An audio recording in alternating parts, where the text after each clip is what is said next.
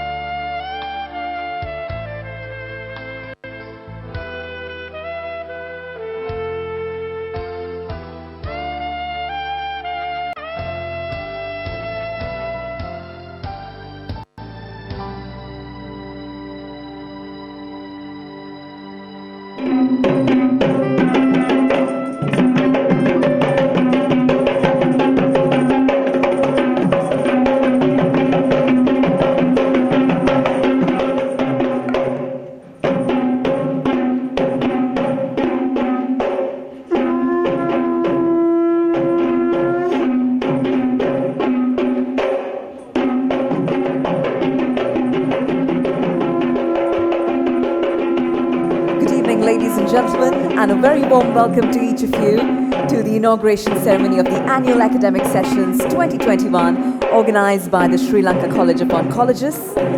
It's time now for us to welcome our distinguished invitees, including our chief guest, Professor Kapila Gunawardena, our guest of honor, Dr. Saman Ratnayaka, and other dignitaries as they make their way into the hall in a ceremonial procession.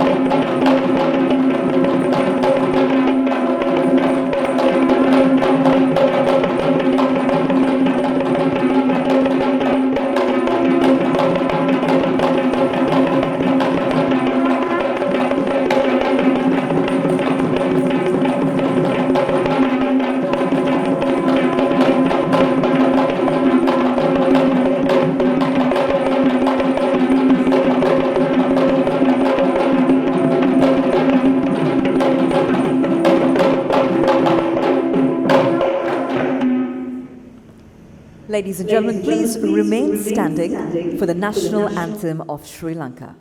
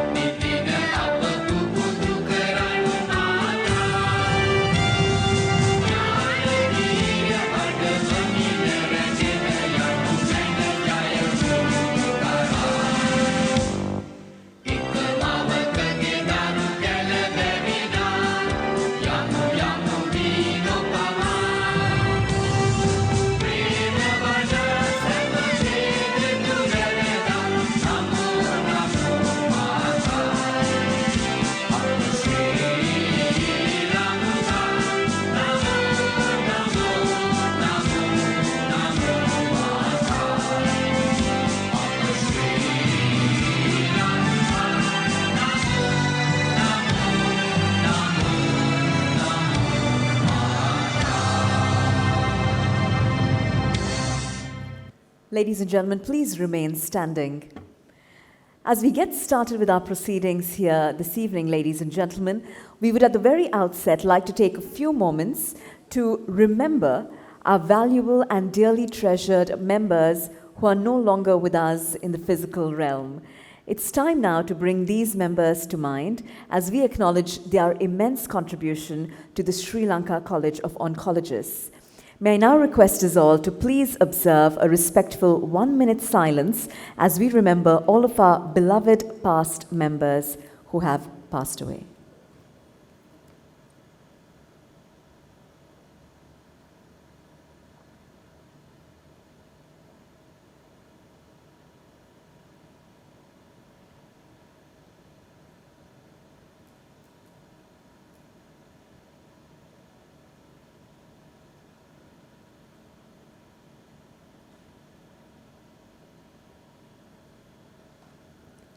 Thank you, ladies and gentlemen. You may take your seats now.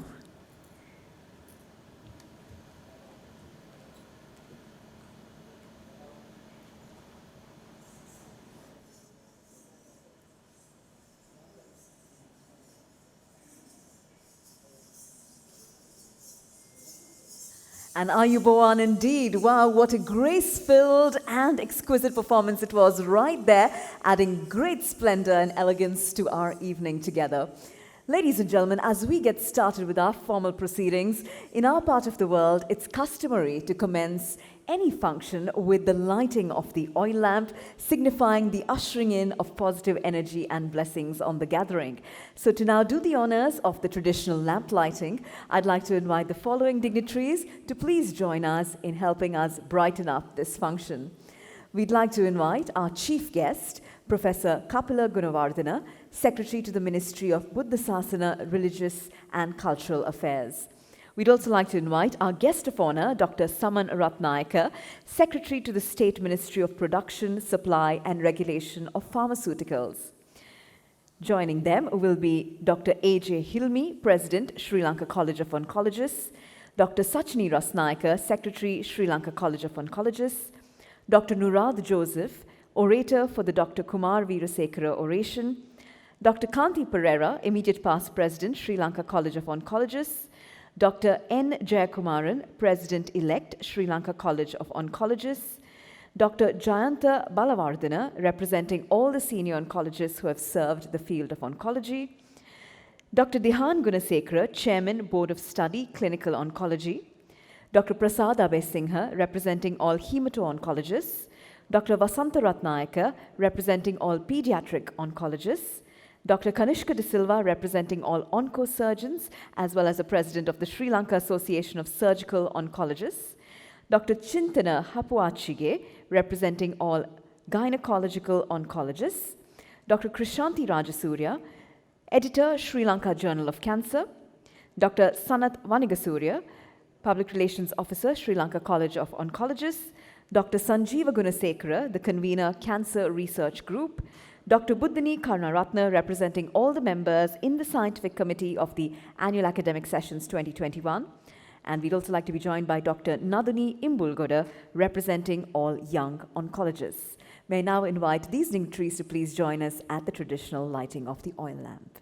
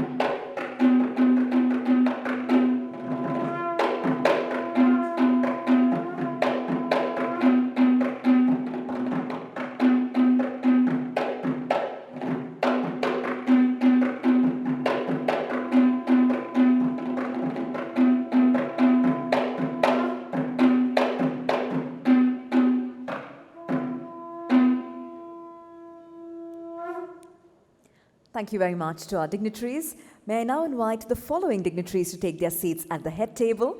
Our chief guest, Professor Kapila Gunawardena. Guest of honor, Dr. Saman Ratnayaka. We'd like you to be joined here at the head table by our president, Sri Lanka College of Oncologists, Dr. A.J. Hilmi. Treasurer, Sri Lanka College of Oncologists, Dr. Vasanta Ratnayaka.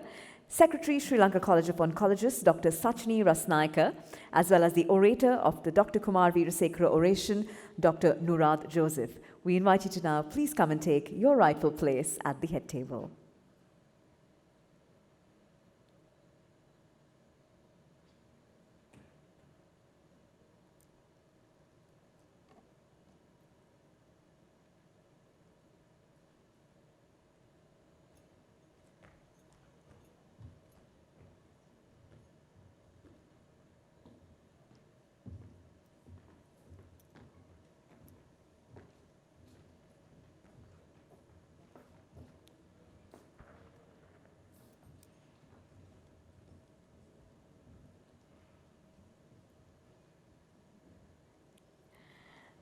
Well, with that, ladies and gentlemen, once again, good evening to all of you and a very warm welcome to the inauguration ceremony of the annual academic sessions 2021 of the Sri Lanka College of Oncologists. Ladies and gentlemen, as most of you in the audience are already aware, ever since 2003, the Sri Lanka College of Oncologists have been actively involved in practicing its noble service in the field of cancer care. With the guidance of its past presidents, the Sri Lanka College of Oncologists has grown immensely and is continuing to work with the vision of advancement of oncology. This vision is enabled by the promotion of postgraduate education, by monitoring and maintaining standards of excellence in oncology, and by encouraging contact and fellowship amongst those engaged in oncology throughout the world. This year, ladies and gentlemen, the Sri Lanka College of Oncologists organizes its annual academic sessions from the 12th to the 14th of November. These sessions, which we are inaugurating this evening, will provide you plenty of opportunity to initiate discussion as well as share knowledge on the most cutting edge of topics related to this field. Our theme for the annual academic sessions 2021 is Embracing Challenges to Empower Cancer Care. At our annual sessions, we are privileged to be joined by reputed international as well as national resource personnel who will add value to this well-thought-out academic program. So you can be assured, ladies and gentlemen, that we have in store for you an extremely productive, educational, and insightful agenda lined up over the next few days. As we get started with our event here this evening, ladies and gentlemen, we're also delighted to share with you that our annual academic sessions, as well as this inauguration ceremony, is going live via Zoom. And this is going to be providing an opportunity for a wider audience to be a part of our proceedings. So therefore, we joyfully acknowledge all of our participants who are joining us online right now. We are happy to have your presence with us virtually. On that note, ladies and gentlemen, we are delighted to now commence our formal proceedings here this evening by officially extending a warm welcome to you and thanking you for giving us the gift of your presence. To now do the honors of the official welcome address, please join me in inviting to the lectern the President of the Sri Lanka College of Oncologists. Ladies and gentlemen, let's put our hands together for Dr. A.J. Hilmi.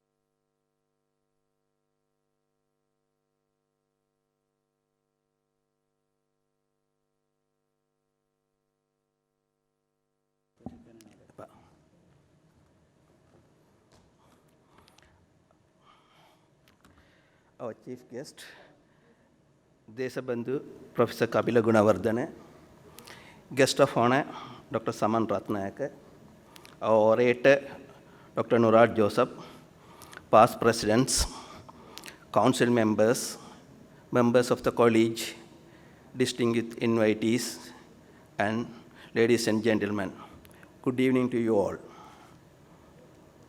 It gives me a great pleasure as a president of Sri Lanka College of Oncology to welcome our chief guest, Desabandhu Professor Kavila Gunawardene, guest of honor Dr. Saman Ratnayake, and all of you to inauguration of our annual academic session 2021.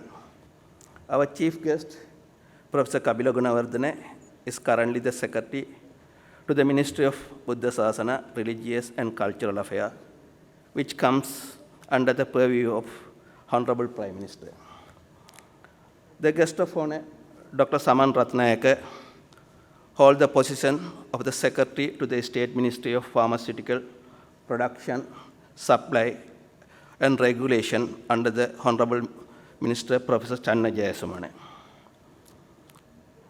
We are indeed grateful to you, sir, for gracing this occasion, despite your many other commitments and busy work schedule.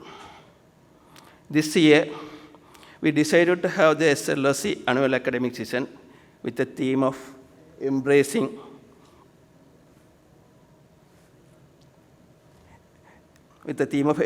challenges to empower the cancer care. So, challenging to the cancer care. And we have more than 30 eminent overseas speakers and 10 local speakers set to take the stage. As this conference is going to be a hybrid one, attendees can either be present physically at the Hotel Galadari here in Colombo or participate virtually through the Zoom. Today, we had 2 pre-Congress workshops in the morning with the good participants. There will be 2 full-day sessions starting from tomorrow and day after tomorrow. The highlight of the evening is Dr. Kumar Veerasegara's oration to be delivered by the Dr. Nuraj Joseph. And also the awarding of fellowship to the 9-hour eminent senior consultant in clinical oncology, oncosurgery, and gynae oncology. I extend my best wishes to them. Taking the history, since the inspection of our college, all the past presidents worked hard to achieve the goals toward improve the standard and better quality of cancer care in our rapidly advancing clinical specialty. During last 2 years, we had COVID-19 pandemic, and that has caused unprecedented transformation of cancer care provision in Sri Lanka.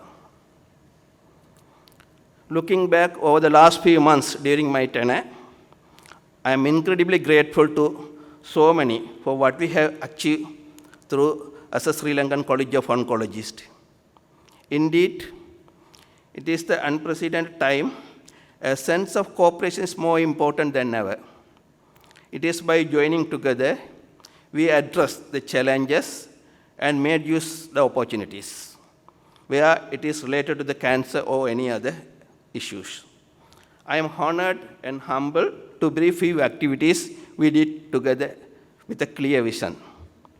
So I'd like to introduce my council here. I am lucky to have all of them with me. Despite the advancement in cancer care and free health service in Sri Lanka, it is not the same way all our cancer patients are treated across the country. It is mainly depending on the facilities available at the particular station. So I'll show this station where the 9 provinces, the red one where the major cancer centers, there are 9, and the other 14s where some cancer facilities are available. Highlighting the facilities, there are the 9 cancer provincial centers.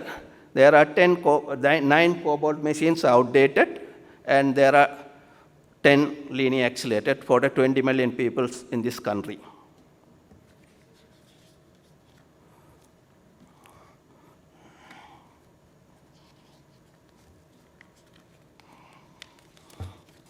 sorry. The Sri Lanka College of Oncology clearly understands the situation and recommended the Ministry of Health within our capacity the cost-effective and better quality of cancer care. For example, SLCO has recommended sharing the available radiotherapy facility within each province as an interim solution for maximum utilization equipment by the oncologists without losing their skill. The Sri Lanka need at least 20 linear accelerators, but at present we have only 10. It is the combined duty of Ministry of Health and the SLCO as a main stakeholder to address the issue, considering the current technological advances. Knowing that the knowledge of any society or in a bigger way in a country is measured by the better research and publication. We created a platform for our young oncologists, the forming Young Oncology Forum within our college. It really gives the opportunity for our young oncologists to actively involve the research activities. The research grants are now available, as now open in our website. The closing date is 31st/12/2021. We have signed a MOU with the faculty of Sri Jayawarthanapura, Medical Faculty of Sri Jayawarthanapura, for joint collaboration research. I hope it will be very fruitful and productive collaboration, and already we have started some collaborative research work with the Sri Jayawarthanapura. We, as a professional body, had press conferences related to the public awareness about the COVID-19, especially to our cancer patients, and help them to get the cancer treatment during the crisis. We made a guideline for the vaccination and encouraged the patient to have appropriated vaccine.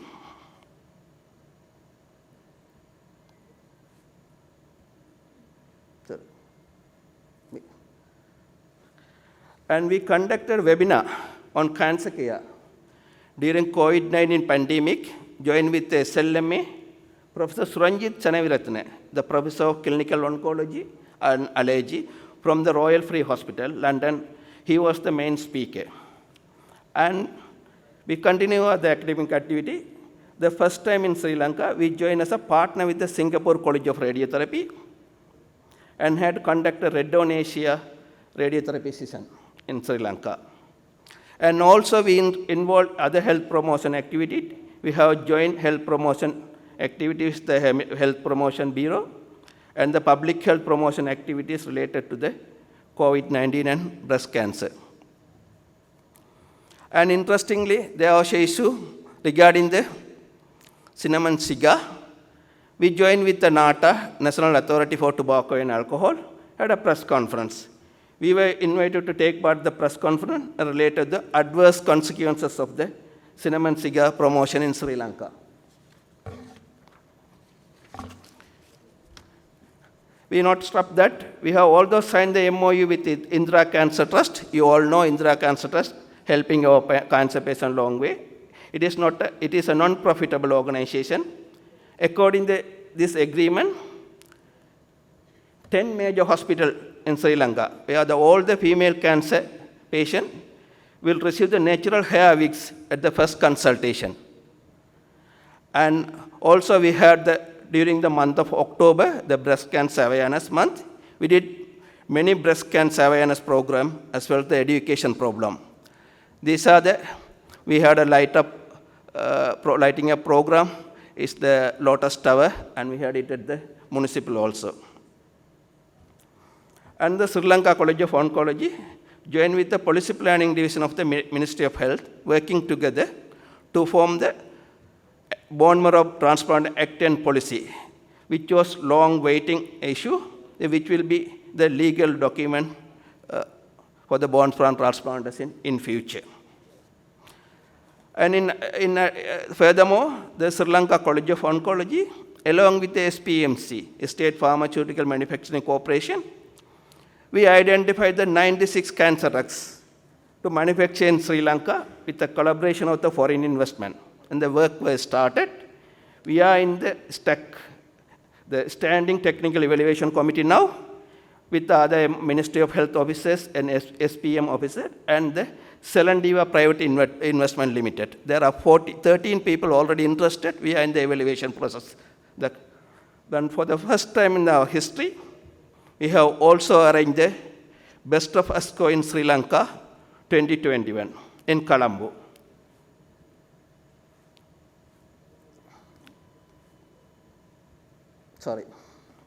In Colombo, which is scheduled to be held 12 to 13 December this year. We expect many will take part across the world. The college house is the dream for all our oncologists. We want to have our own college house to expand our activities. We are in the process of acquiring plot of land from the government to build our dream house. The good news will come soon within my period. Having said that long list of achievement, I request all of you to make use of the 2 days conference with a plenty of knowledge, enhancement activity, along with the contribution of the eminent expert. Finally, I thank all the delegates present here today and also take the opportunity to express my appreciation to all the members who worked tirelessly toward the success of the annual academic session 2021. It is a time to act together to achieve our goals. And I welcome you all join hand with the Sri Lanka College of Oncology. Thank you very much. Thank you.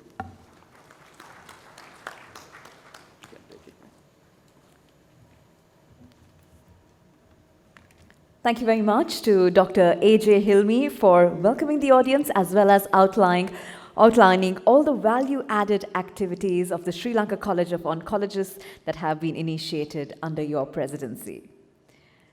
Ladies and gentlemen, we have now come to a very special part of our agenda this evening. That is the awarding of honorary fellowships. At the Sri Lanka College of Oncologists, the Council, from time to time, admits distinguished persons as honorary fellows of the college in recognition of their exceptional service to oncology. This award of honorary fellowship is a prestigious appointment indeed, and it's my pleasure now to announce the respected and renowned senior members of the profession to whom this honorary fellowship is conferred upon today. As I now read out the names of the recipients of this honorary fellowship, may I request the recipient as well as the member reading out the recipient's citation to both join us on stage at the same time. We are now ready to announce the recipients of the honorary fellowships. The first member to receive the honorary fellowship is Dr. Sarath Wattegama.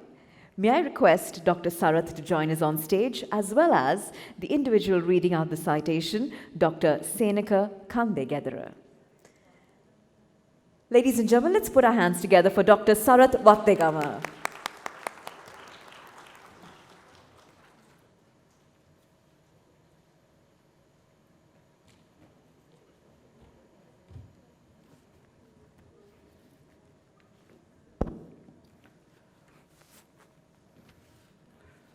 I am honored to read the citation of Dr. Sarath Wattegama, MBBS MD. Dr. Sarath Wattegama is a board-certified oncologist of the first batch of clinical oncologists of the Postgraduate Institute of Medicine, Colombo. He was a consultant oncologist at the National Cancer Institute, Sri Lanka, and took up a post as a clinical oncologist at the Teaching Hospital, Kandy, his hometown. He has been the chair of Board of Study in Clinical Oncology of the PJM, as well as board member of the Postgraduate Institute of Science, University of Peradeniya, and member of the Curriculum Development Board of Faculty of Medicine, University of Peradeniya. He has had several publications to his credit and has won many prizes for his research work locally and internationally. Some of them are Sir Nicholas Article Research Prize of the Sri Lanka Medical Association, the Kandy Society of Medicine Prize for Outstanding Research Paper, and International Chronic Myeloid Leukemia Foundation Prize. He has delivered a couple of orations at their scientific sessions of academic organizations. He is a founder member of SARC Federation of Oncologists and had been past president of the SARC Federation of Oncologists, the Kandy Society of Medicine, the Sri Lanka College of Oncologists, and had the honor of hosting the SARC Federation of Oncologists International Cancer Conference in Kandy. He was conferred the fellowship of the UICC in 2008. It's my pleasure to announce that Dr. Sarath Wattegama is hereby inducted as a fellow of the Sri Lanka College of Oncology.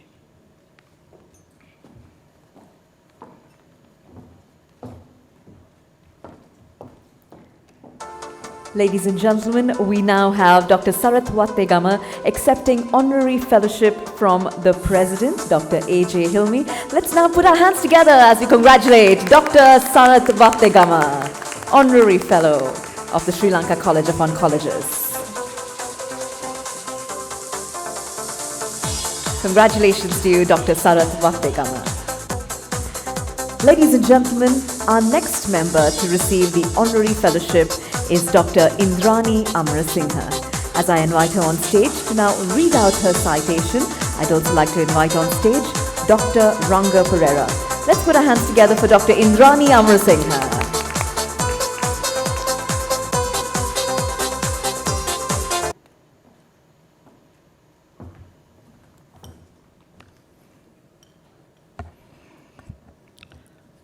Dr. Mrs. Indrani Yvonne Amarasinghe, MBBS, MS, FRCS England, FRCS Edinburgh. Dr. Indrani Amarasinghe is a consultant surgeon and the head of the Department of Surgical Oncology at National Cancer Institute, Maharagama, since 1993 for 23 years. She had a special interest in skills and in esophageal and breast surgery.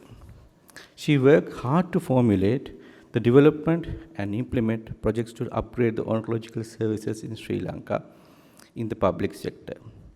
She was awarded the DFID, the Department of International Development, UK grant, in which she funded the exchange programs between the Royal Marsden Hospital, London, and the National Cancer Institute from 1992 to 2005. As a result of these projects, the microvascular surgery was introduced to the National Cancer Institute, Maharagama, and the breast conservation surgery was established in Sri Lanka. She further used this grant to train other consultants. This led to the establishment of Pain Center, Immunohistochemistry Laboratory, and the breast clinic at National Cancer Institute, Maharagama. Dr. Amarasinghe was the president of College of Surgeons of Sri Lanka in the year of 2005, and the College of Oncologists in the years 2005 to 2007. She is the second president of the Sri Lanka College of Oncologists. She is a fellow of the College of Surgeons of Sri Lanka, the Royal College of Surgeons of England and Edinburgh, the Association of Surgeons of Great Britain and Ireland, the College of General Practitioners of Sri Lanka, and the Association of Dentistry and Stomatology of Sri Lanka. Among her many research publications, the one titled Review of Distribution of Nodal Diseases in the Differentiated Thyroid Cancer in an Oncological Center in Sri Lanka, published in the Annals of Surgical Oncology in 2007, received the Presidential Award in 2014. She was also recipient of awards of scientific sessions of College of Surgeons of Sri Lanka, the Kandy Society of Medicine for the best scientific presentation. She was awarded the Zonta International Award for Women of Achievement Award for Medicine and the overall outstanding recognition in 2003. She was an active undergraduate and postgraduate trainer and an examiner of general surgery, facial-maxillary surgery, and otolaryngology and surgical oncology. Apart from her services to the oncology, she served in the Sri Lanka Navy prior to her retirement. She served in the north and east of Sri Lanka at the naval bases during the war years, setting up and updating the naval theatres at SLNS Tissa Trincomalee and SLNS Elara and Karayanagar naval bases during the wartime. She spent her leisure time on rally navigation and yacht sailing, in which she had shown her talent as in the the field of oncology. In the recognition of the services rendered to Sri Lanka College of Oncologists, Dr. Indranee Amarasinghe is inducted as a Fellow of Sri Lanka College of Oncologists in this occasion.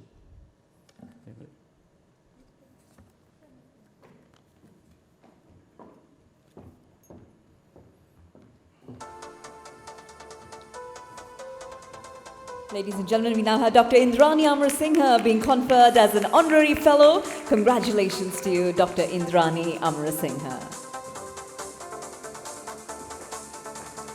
And with that, we now move on to the next fellowship awarded, this time to Dr. Kanishka Karunaratne. And as we invite Dr. Kanishka to join us to read out his citation, I'd like to also invite on stage Dr. Samanthi Premaratne. Ladies and gentlemen, let's put our hands together for Dr. Kanishka Karunaratne.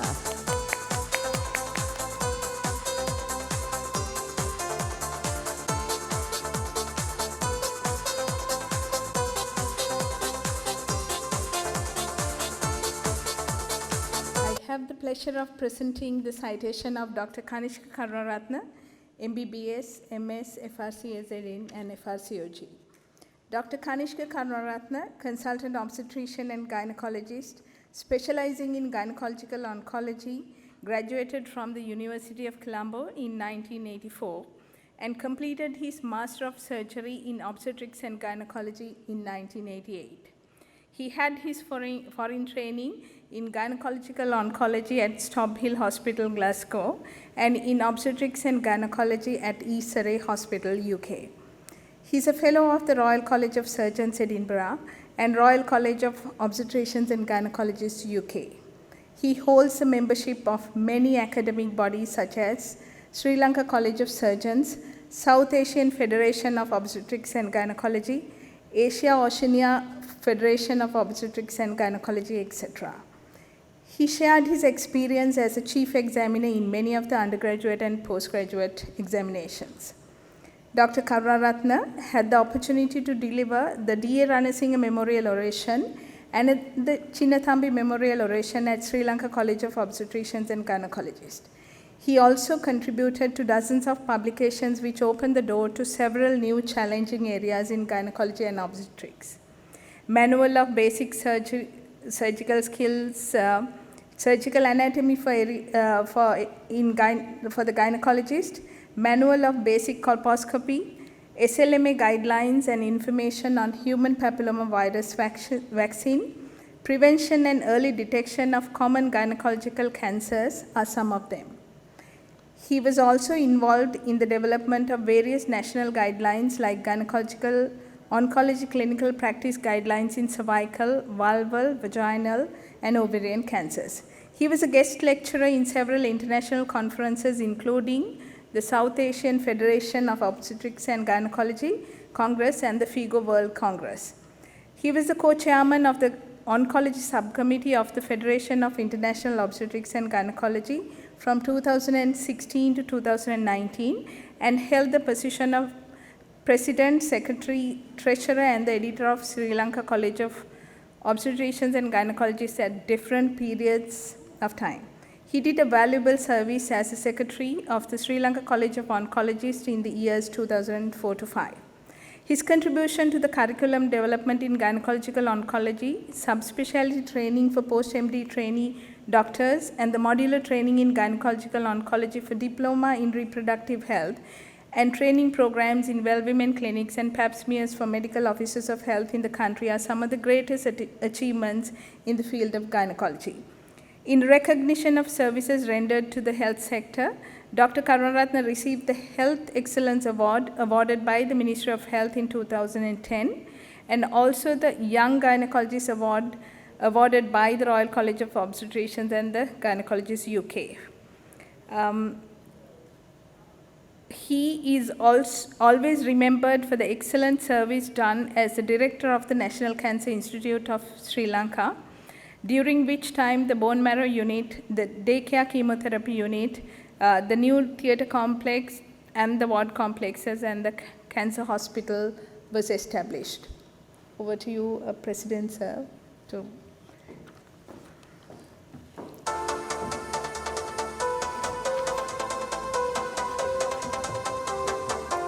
Ladies and gentlemen, let's put our hands together for Dr. Kanushka Karunaratne, Honorary Fellow, Sri Lanka College of Oncologists.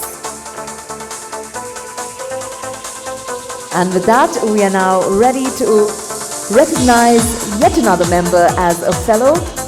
Dr. Damayanti Peiris, we'd like to invite you on stage and to read out Dr. Damayanti's citation. I'd like to invite Dr. Tushari Hapuarachi to join us as well.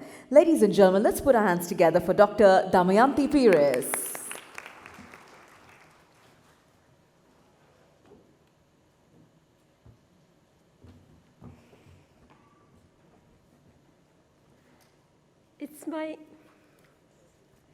It's my honor and privilege to read the citation of Dr. Damayanti Peiris, MBBS, MD, at this fellowship awarding ceremony. Dr. Damayanti Peiris obtained her MBBS degree from University of Peradeniya in 1983 and obtained her MD in clinical oncology in 1989 with the distinction of being the first female board-certified clinical oncologist in Sri Lanka. She had her overseas training at the Royal London Hospital, United Kingdom, from 1990 to 1991, and had the opportunity to work in the hematology unit of the Royal London Hospital and the pediatric radiotherapy unit at St. Bartholomew's Hospital. She gained further experience working at the Churchill Hospital, Oxford, United Kingdom in 1998. She has been working at the National Cancer Institute Sri Lanka since 1991 and currently working in the capacity of senior clinical oncologist and has worked many years in the pediatric department of the National Cancer Institute Sri Lanka. Dr. Peiris' teaching experience extends from undergraduate to postgraduate level in fields of oncology, hematology, and general pediatrics, and she was the principal visiting lecturer and co-coordinator for BSc Radiotherapy in Faculty of Allied Health Sciences, University of Peradeniya. She also worked as a lecturer in Diploma of Family Medicine and MSc in Immunology.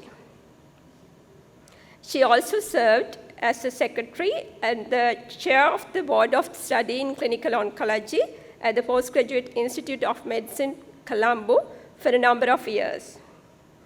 It is certainly amiss if I do not mention the role Dr. Peiris played in establishing pediatric oncology as a subspecialty in Sri Lanka, and she was the driving force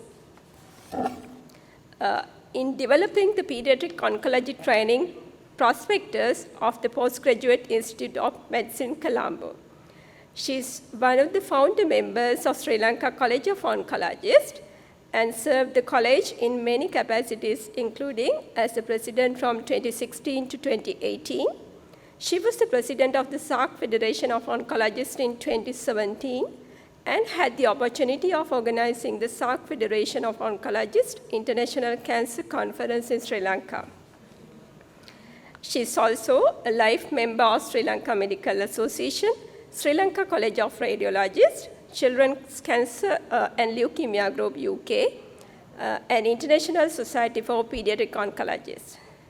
She has been a keynote speaker in many national and international conferences, such as delivering the SC Paul Oration at 126th Annual Academic Sessions of Sri Lanka Medical Association, and the Kumar Veerasekara Oration at 10th Annual Sessions of Sri Lanka College of Oncologists. It's my great pleasure to announce that Dr. Damayanti Peiris is inducted today as a Fellow of the Sri Lanka College of Oncologists.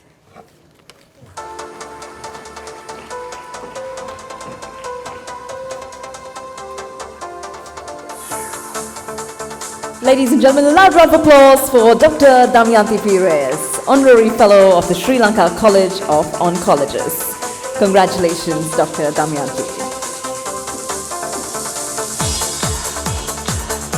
Our next member to receive the honorary fellowship is Dr. Jayanta Balavardhana. We'd like to invite Dr. Jayanta to make his way on stage and to read out his citation. I'd like to invite Dr. N. Jayakumaran to join us as well. Ladies and gentlemen, let's now put our hands together for Dr. Jayanta Balavardhana.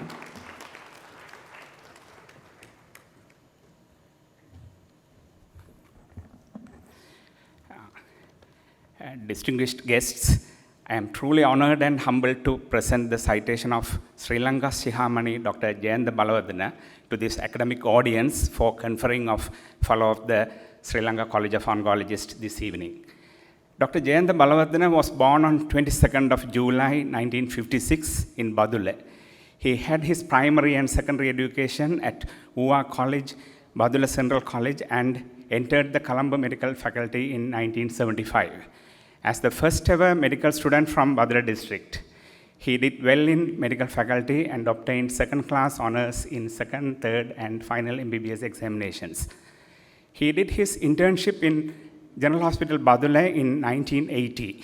He was the judicial medical officer during that turbulent period in July 1983 and gave shelter to many Tamil colleagues. In 1986, as the district medical officer, he developed District Hospital Hambantota through NORAD project. In 1987, Dr. Balavardhana joined the MD Oncology program as a registrar at National Cancer Institute.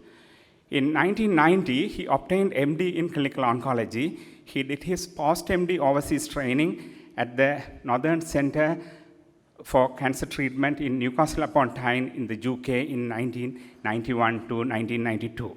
He became the board-certified consultant oncologist in February 1992 and served as the first permanent consultant at the Teaching Hospital Karapatiya. In 1993, he was appointed to National Cancer Institute Maharagama and served as the senior consultant oncologist and head of the department from 2006 till his retirement in 2016. He was offered many scholarship programs related to radiotherapy, brachytherapy, nuclear medicine. He had advanced training in breast conservation in prestigious hospitals like the Royal Marsden Hospital and the Christie Hospital in the UK. He also had special training in brachytherapy and worked as the honorary staff at Hillsborough Hospital in South Africa. Teaching has been a passion for Dr. Balavardhana, and he has been lecturing oncology to PGM trainees of oncology, oncosurgery, gynae oncology, and also to medical students. He was senior examiner for MD trainees at the PGIM. Dr. Balavardhana has many publications to his credit and those appeared in index journals as well. He has read abstracts, delivered plenary lectures, and took part in symposia at local and international scientific fora. He also has involved in adopting guidelines and protocols from high-income countries to poor resource settings, and as a member in drafting of Indian guidelines for head and neck cancer. He also involved in drafting health policy and strategic frameworks relating to oncology and palliative care in Sri Lanka. He has delivered V.T. Pasupathy oration titled Conservative Breast Management in Sri Lanka at the scientific sessions of Jaffna Medical Association in 2004, and Dr. Kumar Veerasagara oration titled Evolution of Breast Cancer Treatment Biology Matters in 2014. Being a community-oriented oncologist, he did many cancer awareness programs in television and radio, written newspaper articles and columns in health magazines, and published a cancer awareness book in Sinhala. He has initiated and conducted monthly regular cancer clinic at General Hospital Badule.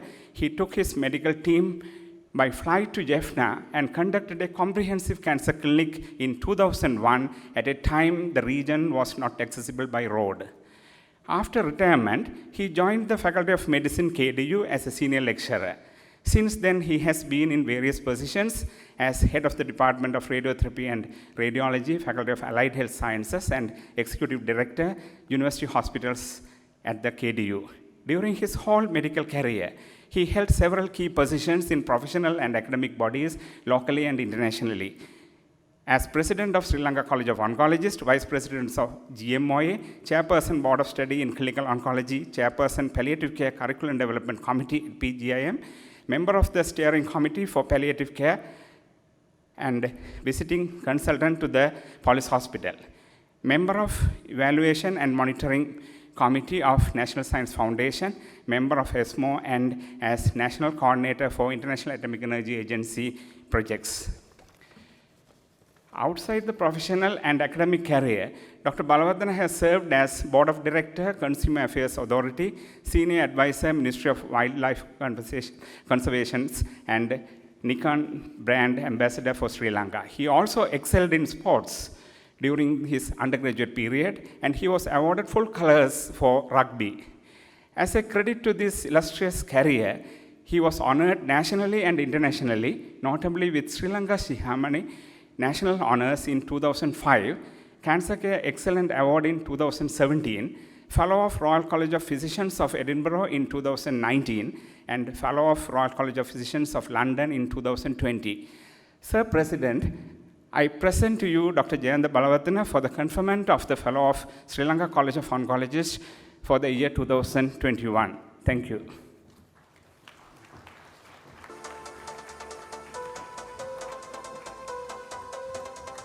Ladies and gentlemen, a loud round of applause for Dr. Jayanta Balawardena, Honorary Fellow of the Sri Lanka College of Oncologists. Congratulations to you, Dr. Jayanta Balawardena. Our next member, ladies and gentlemen, to receive the Honorary Fellowship is Dr. Mahendra Pereira. To read out Dr. Mahendra's citation, I'd also like to invite on stage Dr. Krishanti Rajasurya. And now, ladies and gentlemen, let's put our hands together for Dr. Mahendra Pereira.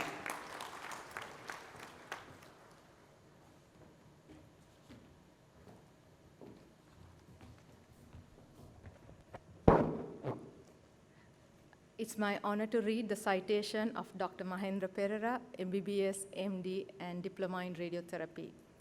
Dr. Mahendra Pereira obtained his MD in Clinical Oncology and Radiotherapy from the Postgraduate Institute of Medicine, University of Colombo, and had his foreign training in Milestone Institute of Clinical Oncology and Radiotherapy at UCH Middlesex Hospital, London in 1992.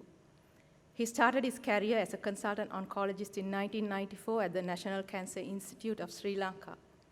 Since then, he dedicated his energy to lift up the quality of cancer care in Sri Lanka. Initiation of the Radiotherapy LINAC project is one of his key achievements. He was a past president of the Sri Lanka College of Oncologists and an ex-chairman of the Board of Study in Clinical Oncology.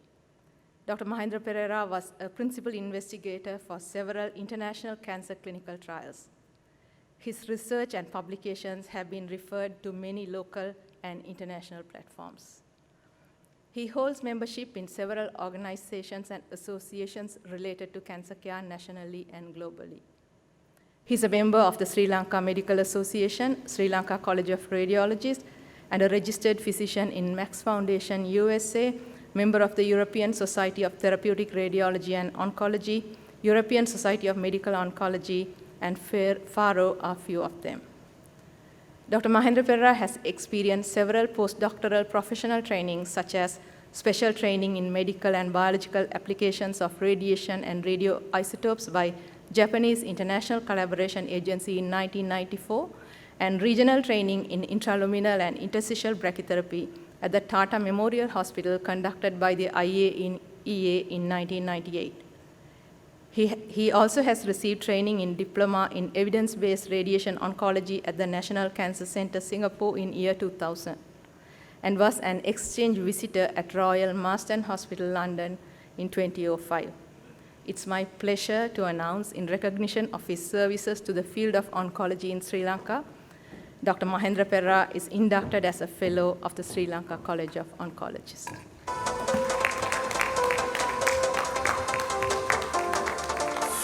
There we have it. Congratulations, Dr. Mahendra Pereira, Honorary Fellow of the Sri Lanka College of Oncologists.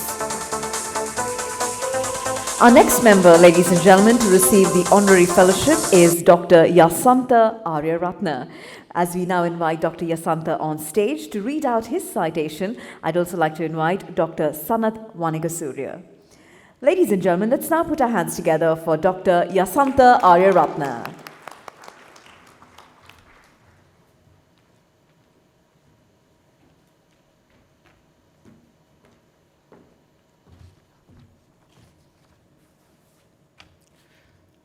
I'm truly honored to read the citation of Dr. Yasantha Ariratna on this occasion.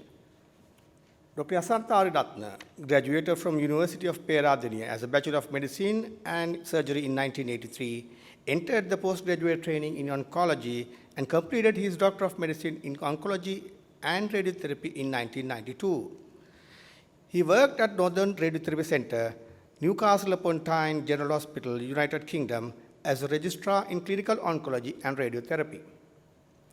After the board certification, he delivered his oncology service as a consultant oncologist at teaching hospitals Karapitiya and Kandy for 5 years.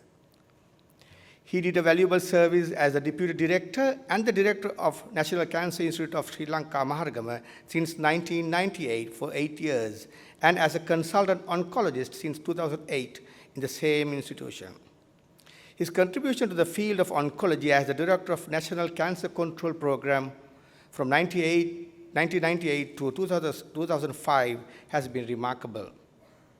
Dr. Ariratna shared his valuable experience as the national coordinator of the IAEA RAS 6040 and IAEA RAS 6053 projects from 2009 onwards. Furthermore, he has been the delegate for Sri Lanka in IARC France and an examiner for Doctor of Medicine examination at the PGIM, University of Colombo, Sri Lanka. He received the President's Award for his research work in international publications in year 2007. Dr. Ariratna received the Fulbright Fellowship of Hubert Humphrey Johns Hopkins University, Maryland, United States of America in 2006. He has held several memberships and positions in local and international societies like Sri Lanka College of Oncologists, Expert Committee IAEA Pact Mission Indonesia, and was the past president of the Sri Lanka College of Oncologists in year 2018 and the chairman of the Board of Study in Radiotherapy and Oncology at the Postgraduate Institute of Medicine, University of Colombo, Sri Lanka from 2015 to 2017. In recognition of his services rendered to the field of oncology in Sri Lanka, Dr. Yasantha Ariratna is hereby inducted as a fellow of the Sri Lanka College of Oncologists on this occasion.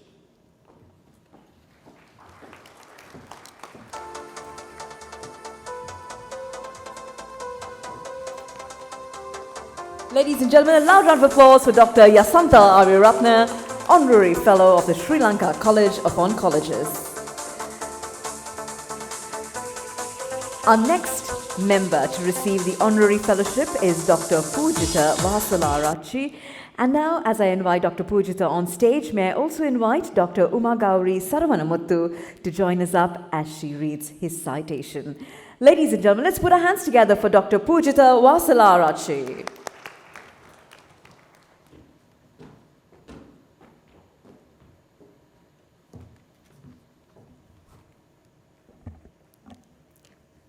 It's my privilege to read the citation of Dr. Pujita Vasalarachi, MPBS MD, on this occasion. Dr. Pujita Vasalarachi is an old boy of Ananda College, Colombo, and entered the Faculty of Medicine, Colombo in 1975 and graduated in 1980. He obtained his MD in clinical oncology in 1993 and proceeded for his overseas postgraduate training, Newcastle upon Tyne, United Kingdom. He had a distinguished career as a clinical oncologist from 1995 to 2004 at Teaching Hospital, Karapitiya, and thereafter he served until his retirement in 2014 at National Cancer Institute, Sri Lanka. Even after his retirement from government service, he continued to serve the field of oncology in Sri Lanka and is a key figure in public education advocacy campaign launched by many organizations even now.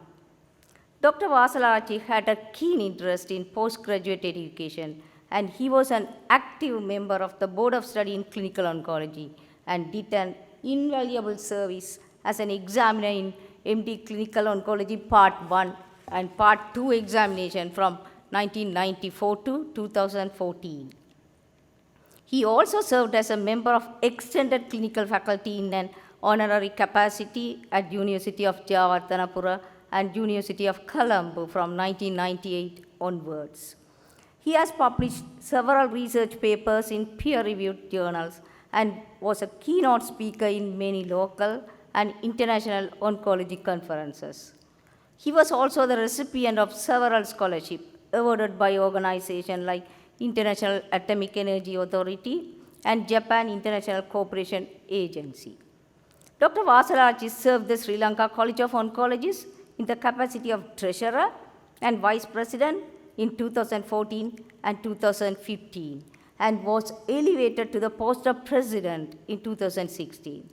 So in recognition of his services to the field of oncology in Sri Lanka, Dr. Pujitha Vasalarachchi is inducted as a Fellow of Sri Lanka College of Oncologists in this occasion.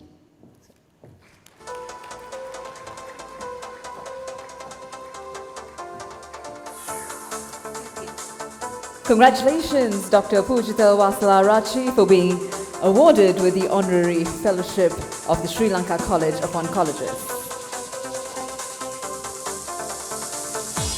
And our final member, ladies and gentlemen, to receive the Honorary Fellowship this evening is Dr. Panduka Jayasekara. As I invite Dr. Panduka to join us up on stage to read out his citation, I'd like to invite Dr. Jayamal Ariyaratne. Let's now put our hands together for Dr. Panduka Jayasekara.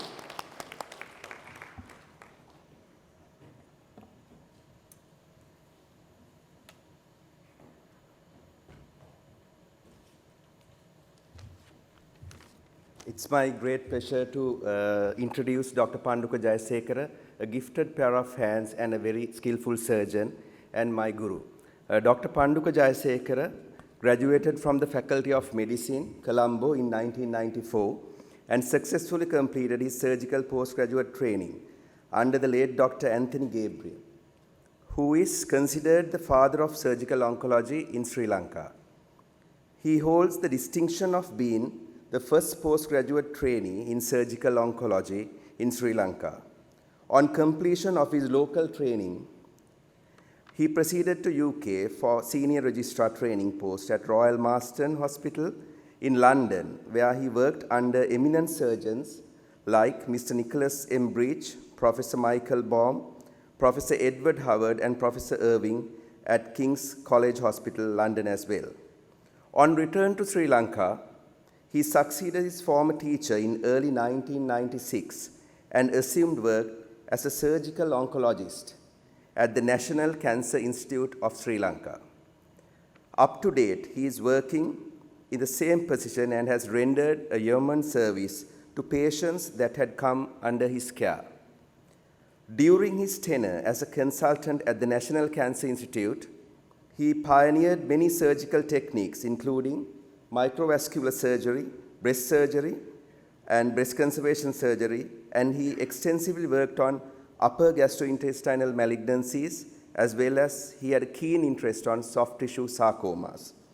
A keen postgraduate teacher, he readily undertook teaching of trainee postgraduates.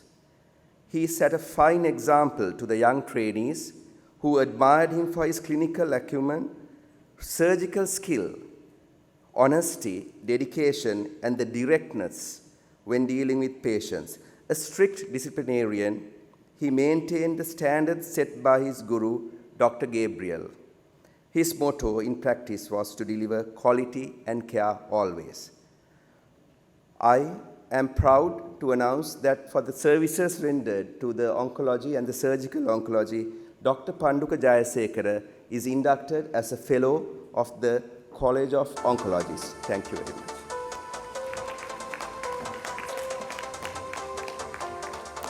Congratulations, Dr. Panduka Jayasekara. Let's put our hands together as he receives his honorary fellowship.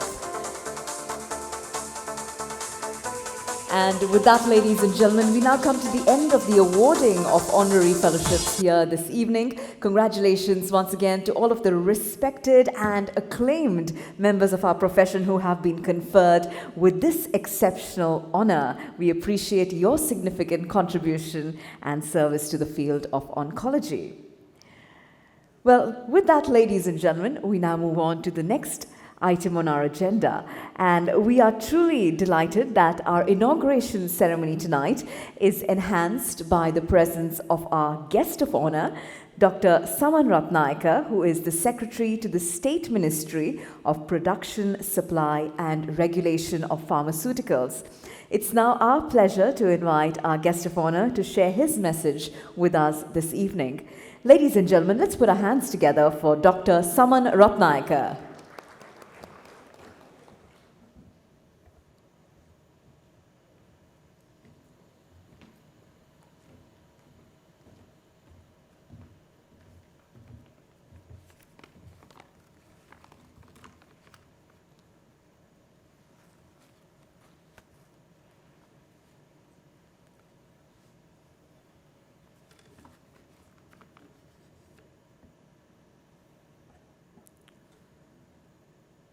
Good evening, everybody. Chief guest, Disbandhu Professor Kapila Gunawardena, Secretary, Buddha Sasana and Religious Culture Affairs, President, Sri Lanka College of Oncology, Dr. A.G. Hilmi, the Council and members of the Sri Lanka College of Oncologists, distinguished guests, ladies and gentlemen. Sri Lanka College of Oncologists is a nationally, internationally recognized academic body of clinical, surgical, and gynecological oncologists in Sri Lanka. I am honored to be invited as a guest of honor for the inauguration of the annual academic sessions of 2021. Let me thank the President and the Council for inviting me for the prestigious occasion. The word cancer has been synonym with death and living hell for a long time. At least that is what we believe when we were practicing as well as when we were medical students. But with the advancement of the medicine, the technology, due to the exceptional dedication of all of you oncologists, Sri Lanka, it has proven that we are wrong. In the distinguished gathering of eminent oncologists of the country, as an experienced medical administrator, I would like to discuss my vision to achieve the excellence on oncology professions while delivering evidence-based care for each patient.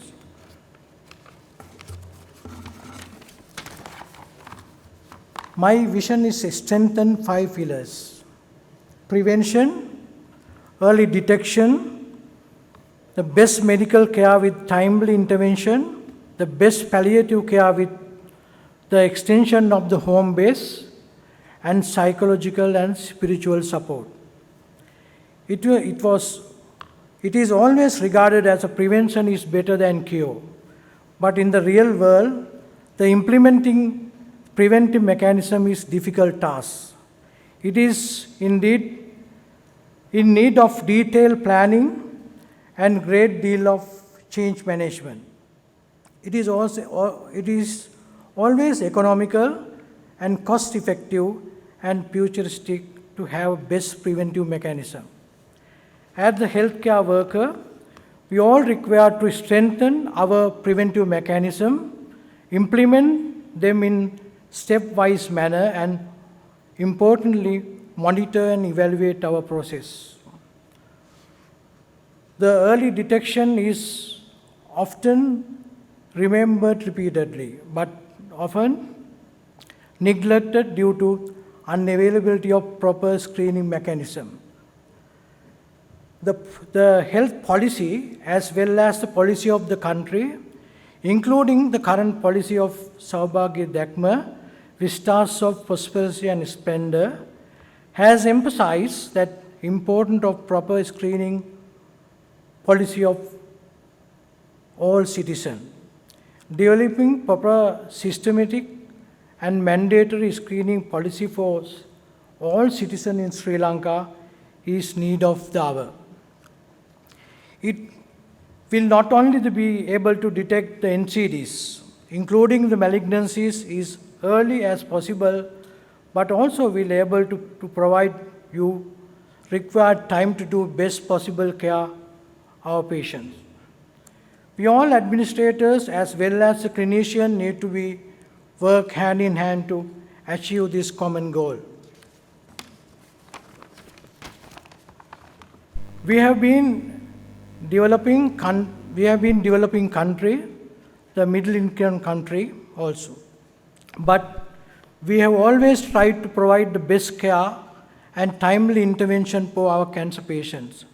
Lack of infrastructure such as wards, ICU facilities, new technologies has become one of the main obstructions. We all have personal experience of our family members diagnosed with the cancer. The agony we all face and how we reacted. Therefore, the administrators and Ministry of Health, we have tried to provide the best diagnostic tools, the best treatment method, and best possible quality drugs for cancer patients. The economists may have had different opinion, but on cost effectiveness and the economical burden of the introducing state-of-art technology. But we have tried to do best of our cancer patients. The best possible example I can give is the Cancer Treatment Unit, National Hospital Kandy. The National Hospital Kandy as a apex tertiary care hospital for 6 provinces of country, receiving nearly 10,000 patients per year for specialized oncological treatment. NHK has started developing the modern cancer treatment unit with help of private donors and Kandy Society of Medicine and Cancer Society. But appreciating their commitment, I have convinced them that without government involvement or support, the task is very difficult. With the blessing of them, I have got the previous ministers convinced, and we got funds of government funds. So now things is progress. The College of President, Dr. Hilmi, is living proof of this journey. But we, as a dedicated group, managed to develop 12-storied, 300-bedded cancer treatment unit with 2 linear accelerators, CT simulated, PET scanner, chemotherapy units, fully furnished wards, dedicated ICU for cancer patients, and dedicated operation theater for that unit. So we have not, we achieved this not through a bed of roses. It was an uphill battle, a dream we achieved step by step against all odds. I am extremely happy to inform you that first stage of cancer treatment unit was officially opened yesterday by Honorable Minister of Health. Unfortunately, Dr. Hilmi and myself couldn't attend. The Linear Accelerator Project is a brainchild of Sri Lankan College of Oncologists. If I can remember, 2012, under the leadership of President Consultant Oncologist Dr. Mahendra Pereira and Senior Consultant Dr. Oncologist Dr. Balavardhana, Linear Accelerator Project was proposed for 10 hospitals with 14 LINAC machines.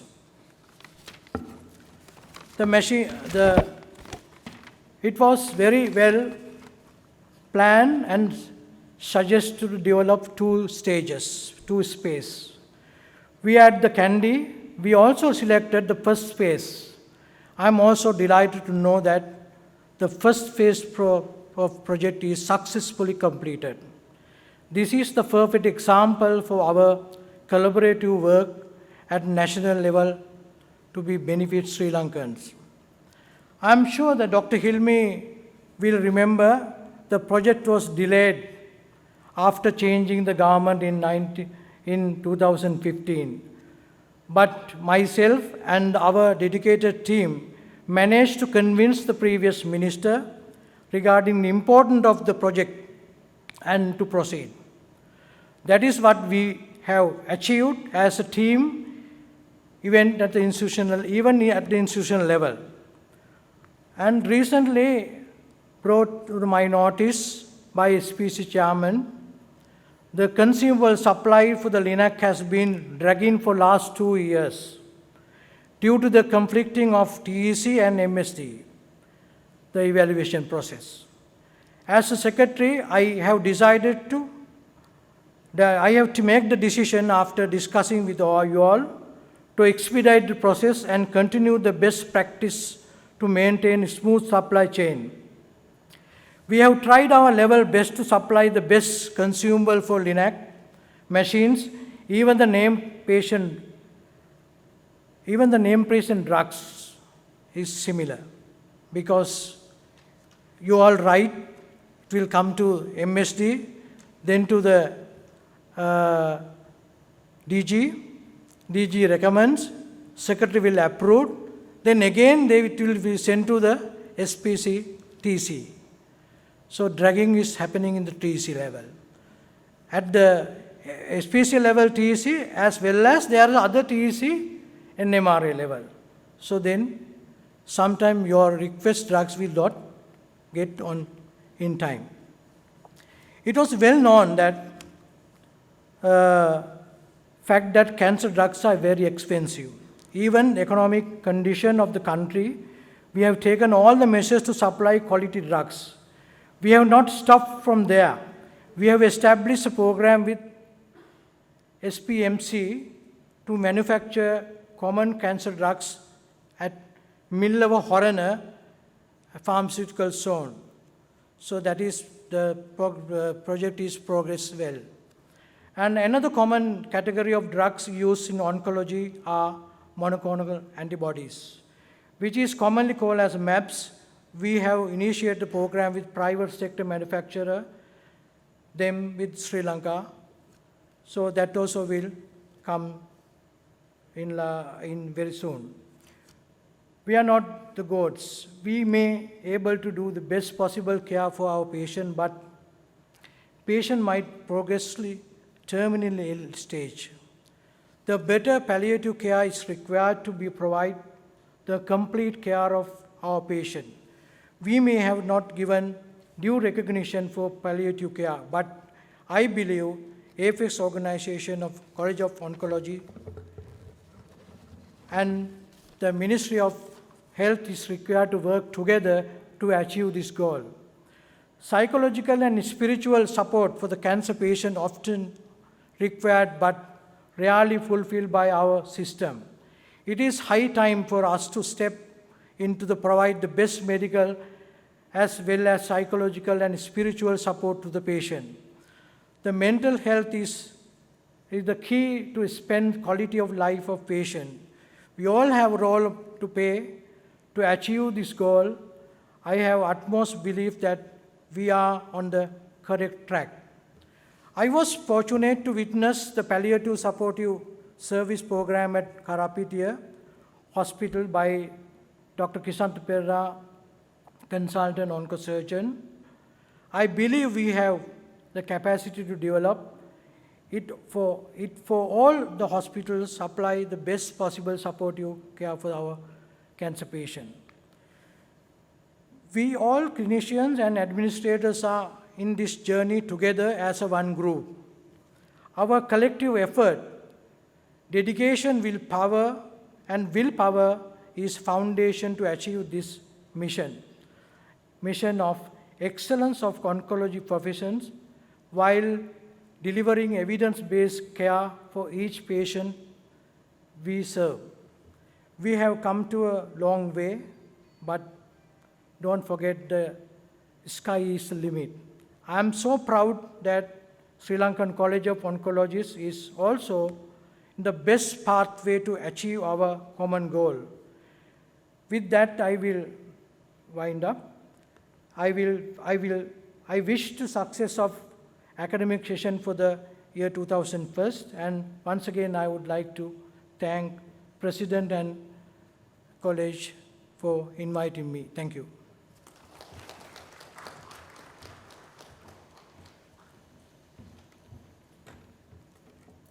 Thank you very much, Dr. Saman Ratnayaka, for your very insightful message to the audience, sharing with us your vision of enhanced healthcare in Sri Lanka.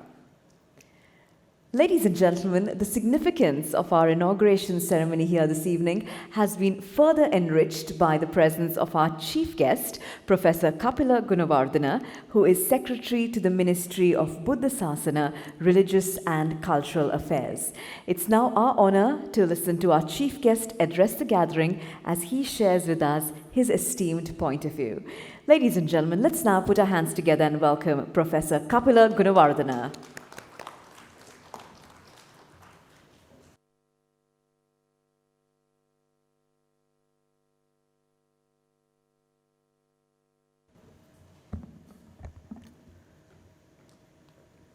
Good evening, Mr. President, the members of the Council, Dr. Saman Ratnayaka, the guest of honor tonight, Dr.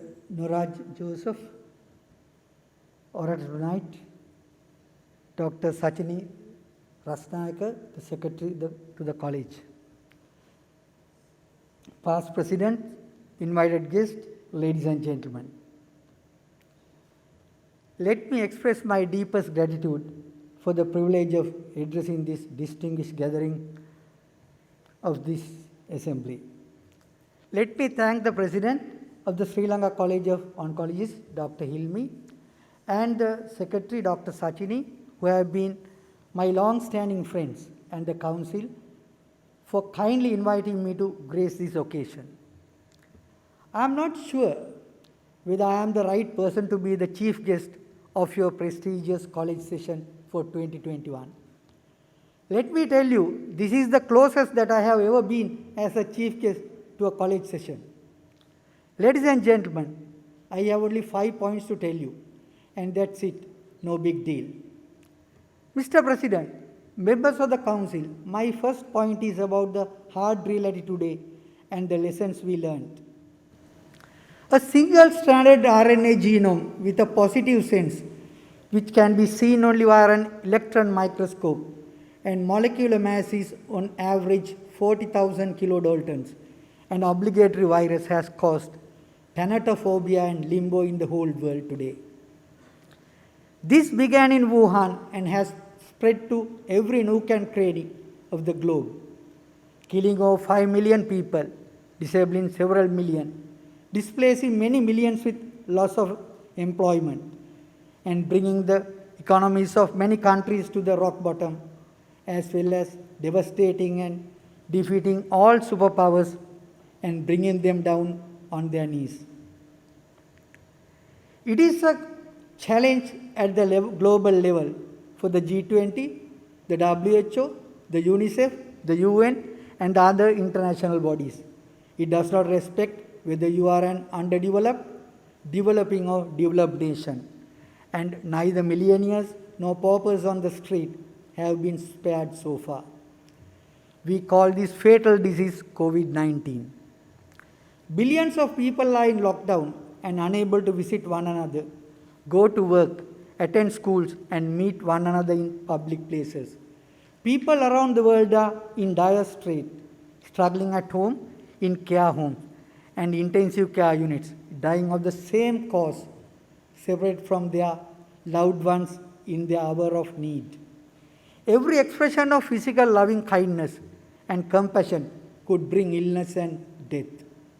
The whole world is confused and stunned on how to defeat this deadly virus. Mr. President, members of the Council, we were in dilemma as to whether we could see the sunrise the following day through our windows.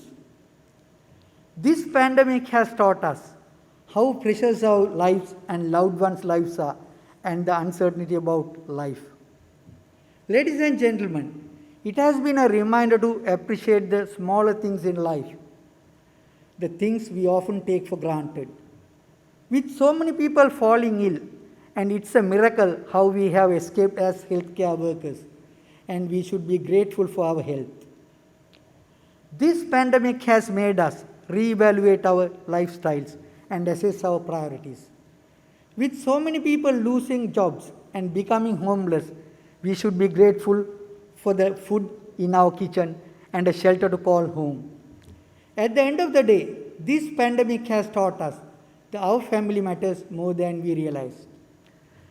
Despite the differences and distances between places, we are battling the same organism and having the same struggles.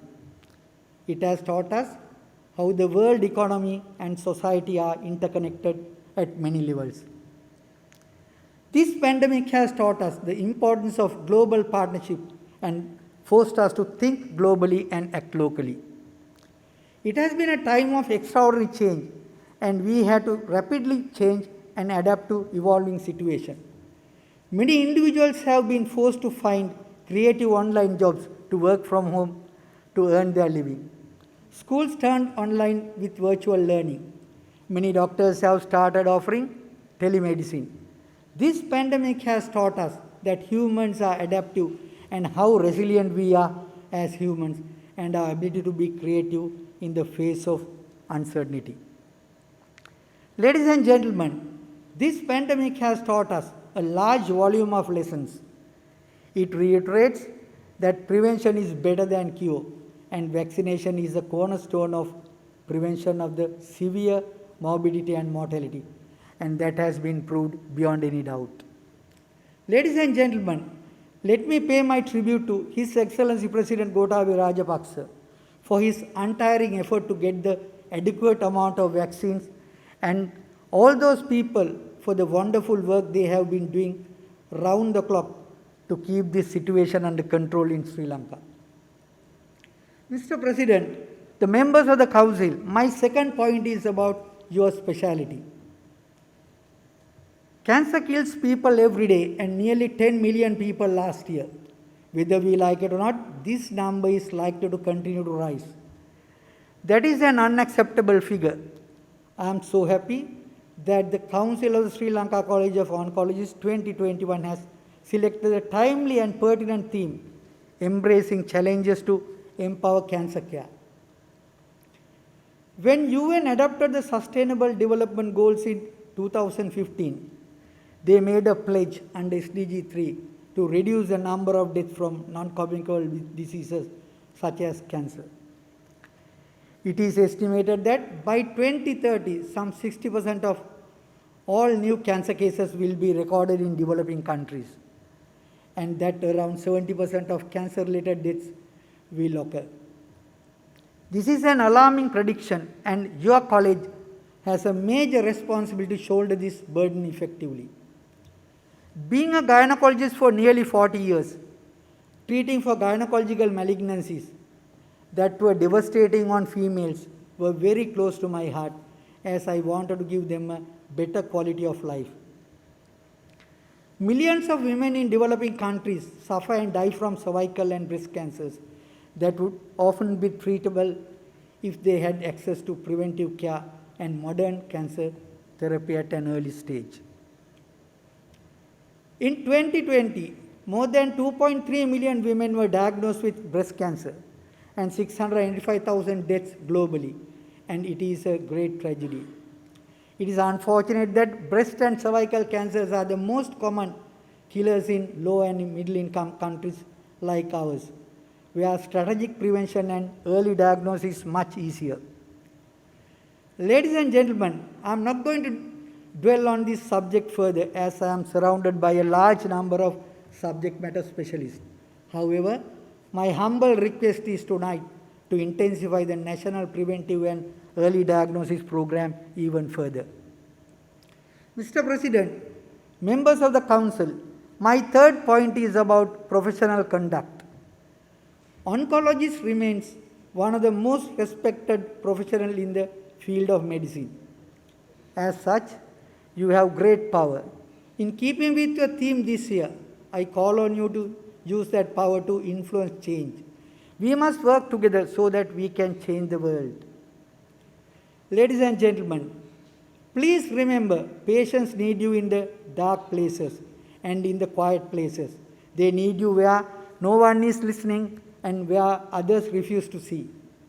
You have chosen to put yourselves in the front line of one of the most important battlegrounds today. Whether you know it or not, by taking up the profession of oncology, you have put yourselves on watch. You are one of the most sought after professionals in the medical arena. You are now the sentinels, the guardians, and demigods for patients.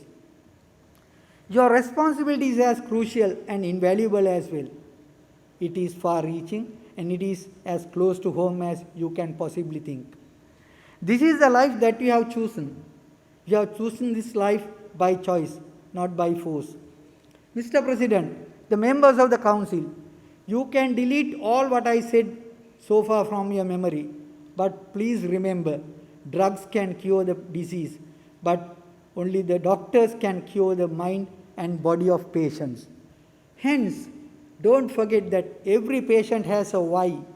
They deserve patience hearing. They are under severe distress and suffer fear psychosis.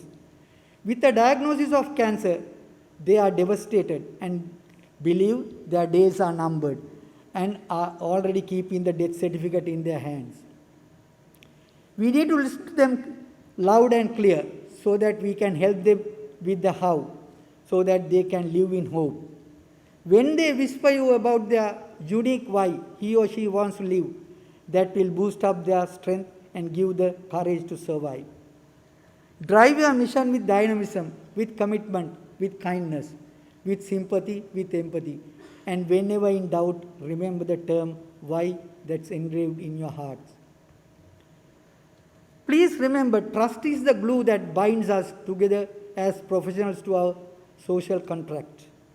Trust is earned, not owed, just because we have a MD, PhD or FRCOG behind our names. As you progress in your career, you are going to do so much good to so many. But don't forget to be good. Don't let money dictate your decision. And remember what it was that made you happy before everyone else started trying to define it for you.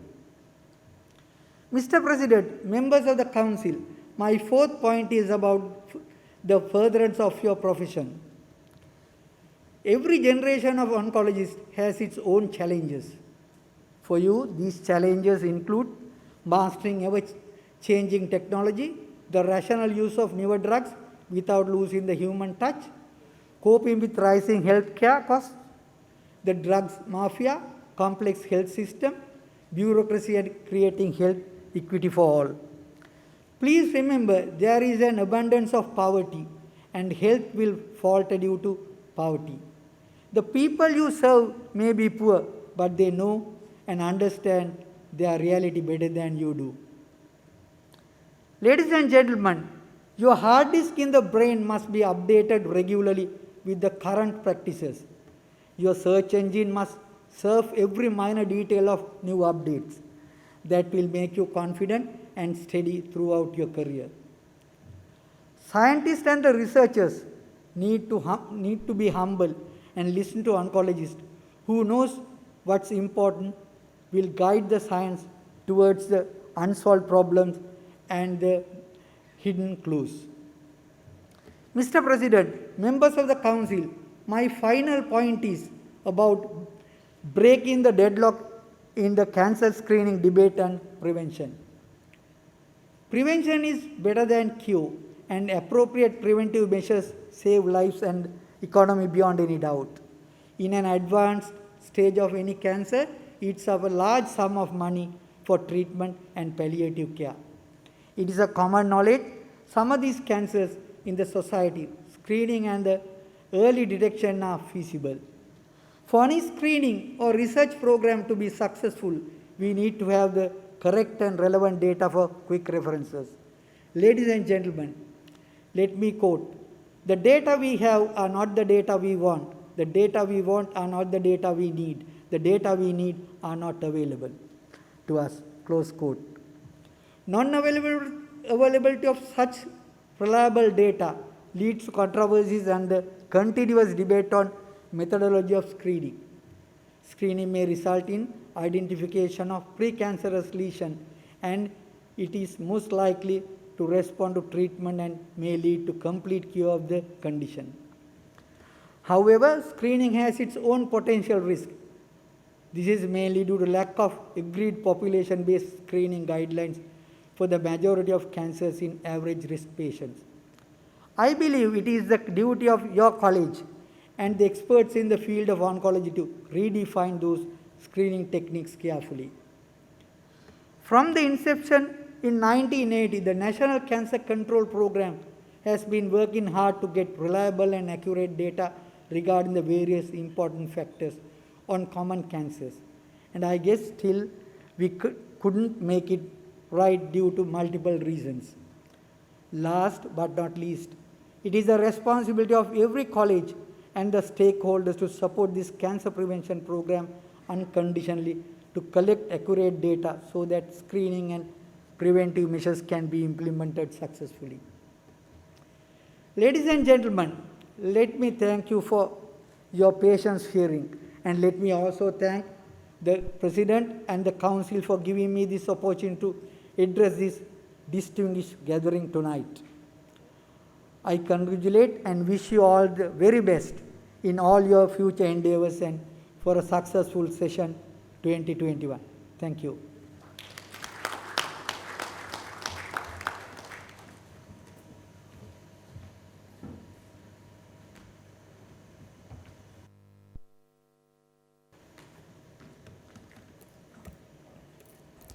Thank you very much, Professor Kapila Gunawardena, for sharing your thoughts with us today and giving us so many important points to ponder upon, right from the pandemic to the professional conduct of doctors.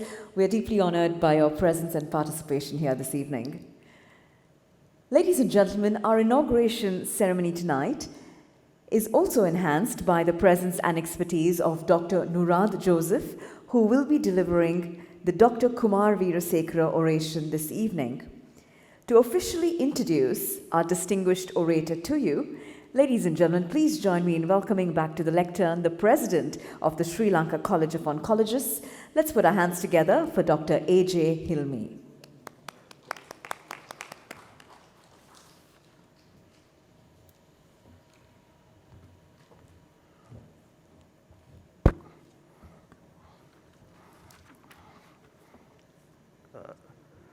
Dr. Nurad Joseph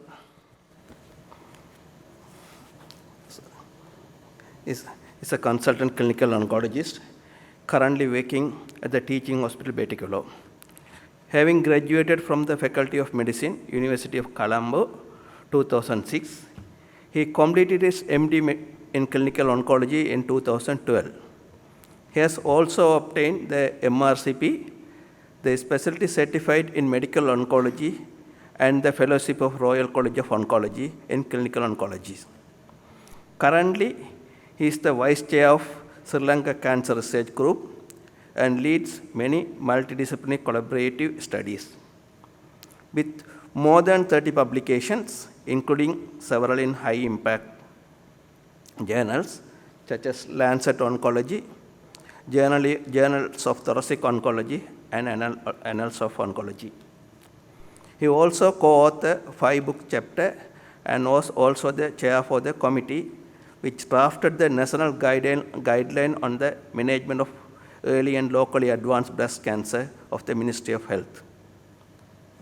He is a reviewer of many national and international journals. He served on the editorial board of Clinical Oncology, the Journal of Royal College of Radiologists, and the Radiation Oncologists, the high-impact journal, the International Journal of Radiation Oncology. He is also associated senior editor to the genitourinary cancer. He is involved in teaching courses in radiation, biology, and clinical oncology of the Christie School of Oncology, University Manchester, UK. And he led the Imaging of Oncologists e-learning initiative of Royal College of Oncologists, UK. He was awarded the Helen Patterson Research Prize from the British Uro-Oncology Group and the President Award for the scientific publication. And also he obtained the Translational Research Fellowship by the European Society of Medical Oncology in recognition of his contribution to the cancer research. Dr. Nirad, it is over to you. Myself and the college, we are proud of introducing Dr. Nirad for his first ever oration to this college 2021. Dr. Nirad, so over to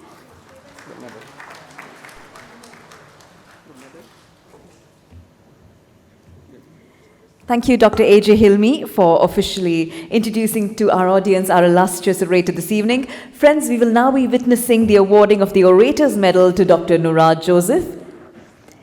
The Orator's Medal will be awarded on behalf of the Sri Lanka College of Oncologists by the President, Dr. A.J. Hilmi. Friends, let's now put our hands together as we recognize Dr. Nurad Joseph as the orator of the Dr. Kumar Veerasekara oration.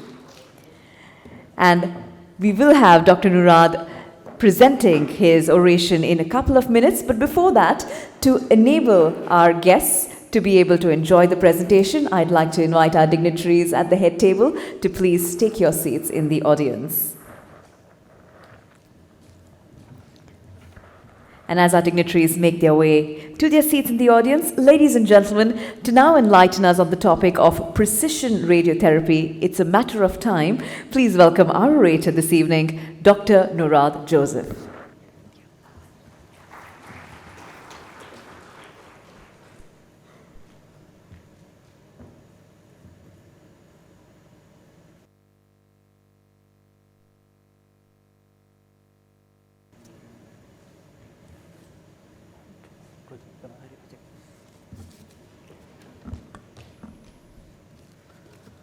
The Chief Guest, Deshabandhu Professor Kapila Gunawardena, Secretary, Ministry of Buddha Sasana, Religious and Cultural Affairs.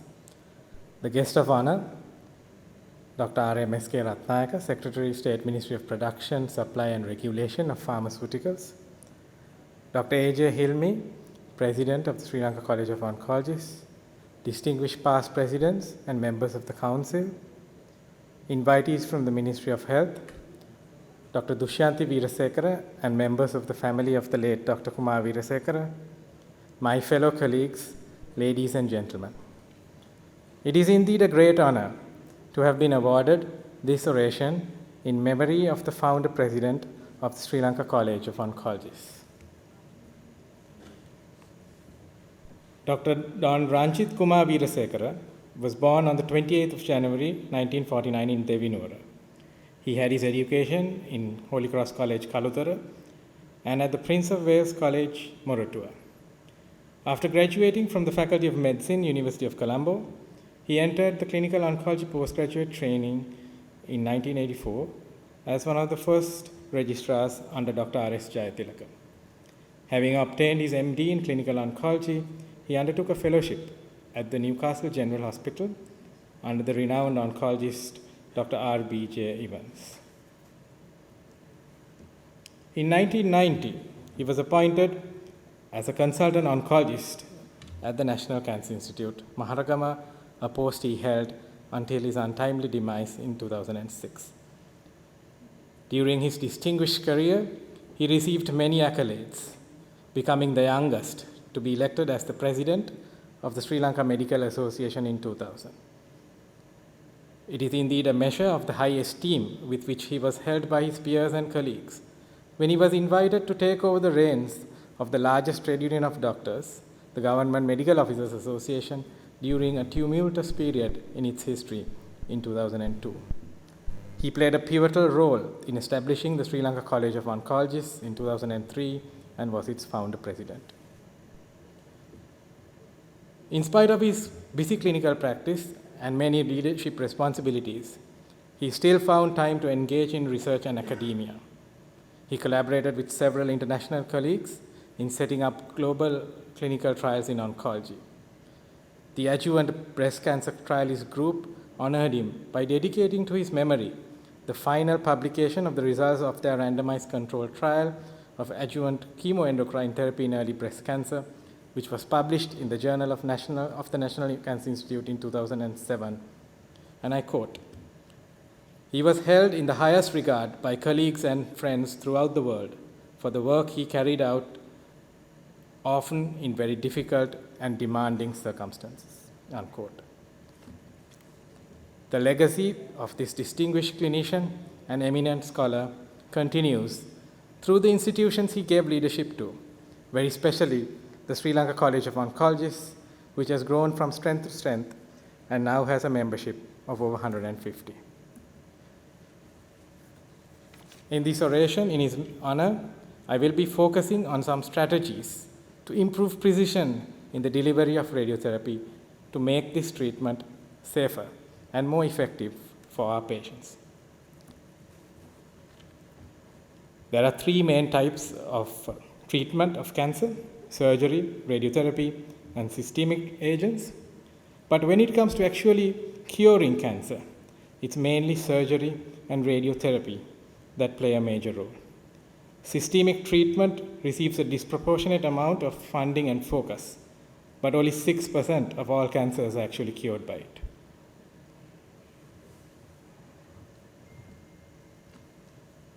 Radiotherapy attempts to target cancer by damaging DNA and stopping cells dividing.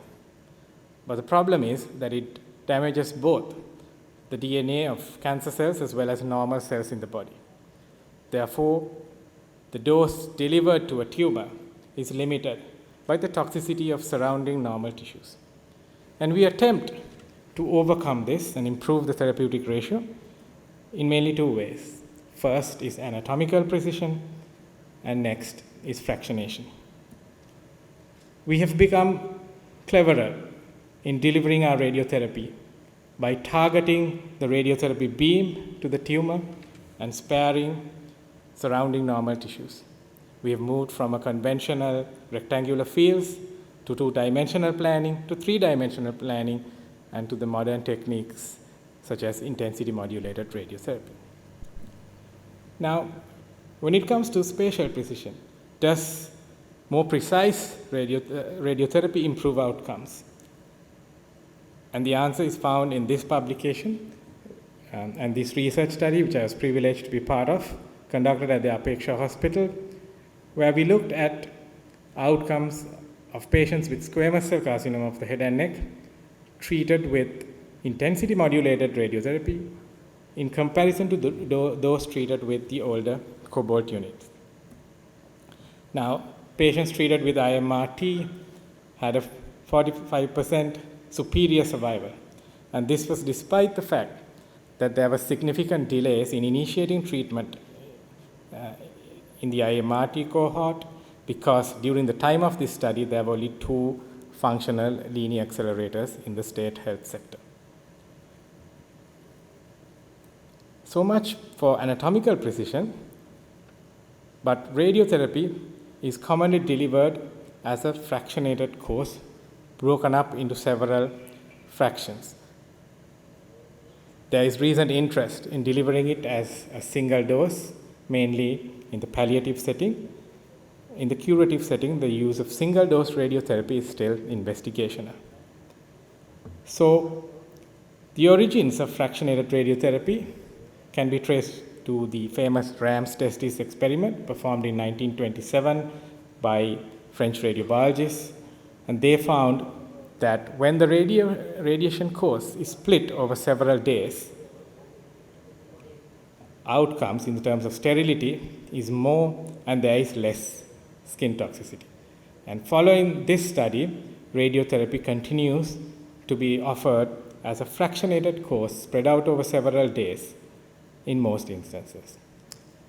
It is indeed quite a sobering thought for myself and my fellow colleagues in oncology that we owe our livelihoods to the ram's testis.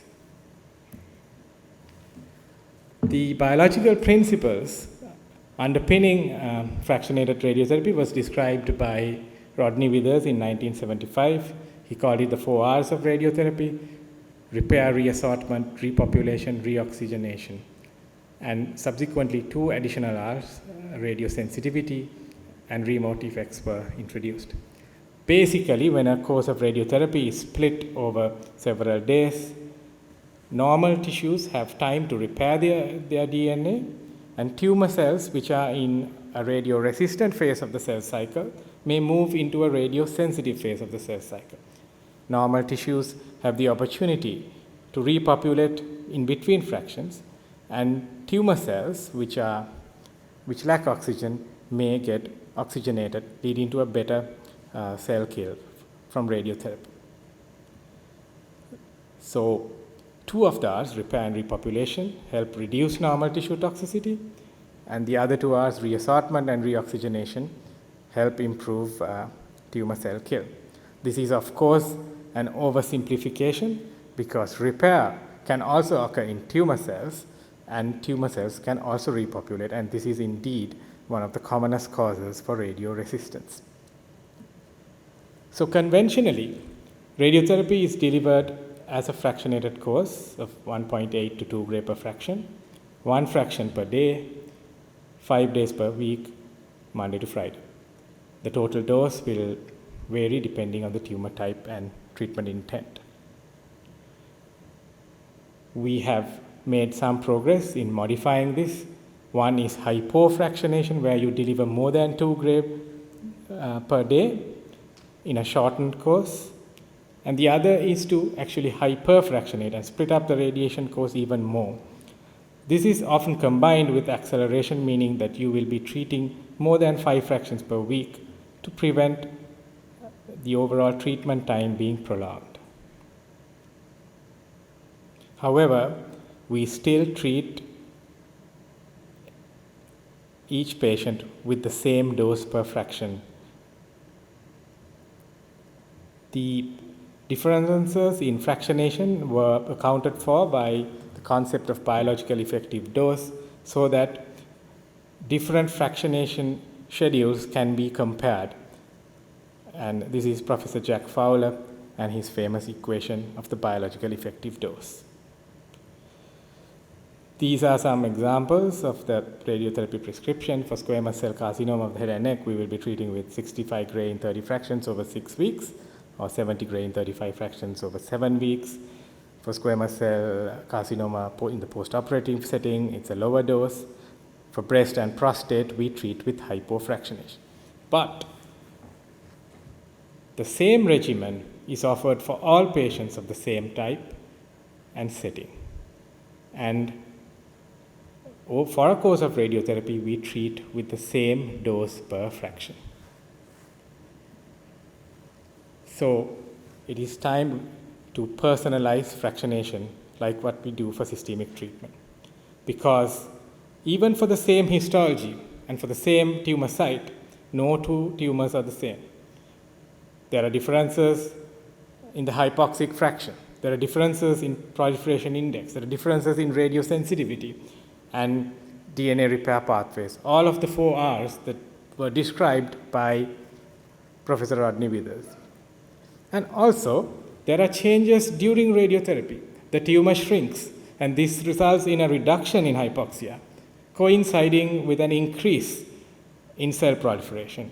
And also, cells that survive a course of radiotherapy are more likely to be radioresistant.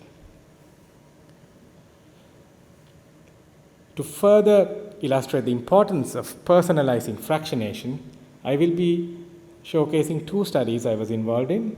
First shows the interaction between tumor hypoxia and fractionation. This was done as a subgroup analysis of the BEACON trial. And second, I will be discussing novel fractionation strategies that attempt to change the dose per fraction during a course of radiotherapy. My radiation oncology colleagues are aware of the famous BEACON trial, the chief investigator of which was Professor Peter Hoskin. Now, in this trial, patients with localized muscle-invasive bladder cancer were randomized to radiotherapy versus radiotherapy in combination with 2 hypoxia-modifying agents, carbogen and nicotinamide. Now, we know that for radiotherapy to damage the DNA, it needs free radicals, which are generated by the presence of oxygen. We also know that as tumors grow and outpace their blood supply, there are components within the tumor that lack oxygen. And these hypoxic regions are more radioresistant. So the Beacon trial attempted to see whether by addition of hypoxia modification, this radioresistance could be overcome. And indeed, its results published in 2010 showed that hypoxia modification improves overall survival. Now, for the purpose of my study, we looked at the control arm, which received radiotherapy alone. Now, the choice of fractionation was based on clinician discretion. There were centers that treated with a hypofractionated regimen of 55 gray in 20 fractions, and some centers treated with 64 gray in 32 fractions. So what we did was, in a subgroup of patients, we looked at the presence of hypoxia in the tumor in two ways. One is by looking at necrosis on a histopathology specimen as scored by a pathologist. You can see on this slide there is a necrotic center surrounded by tumor cells. And we further looked at it by looking at expression of genes that are switched on when tumors become hypoxic. And then we performed a survival analysis looking at the impact of fractionation stratified by the hypoxia biomarker. Now, in tumors where there was no hypoxia, hypofractionation, meaning a shorter course of radiotherapy with larger doses per fraction, led to a better outcome than patients treated with conventional fractionation. But in hypoxic tumors, there was no difference.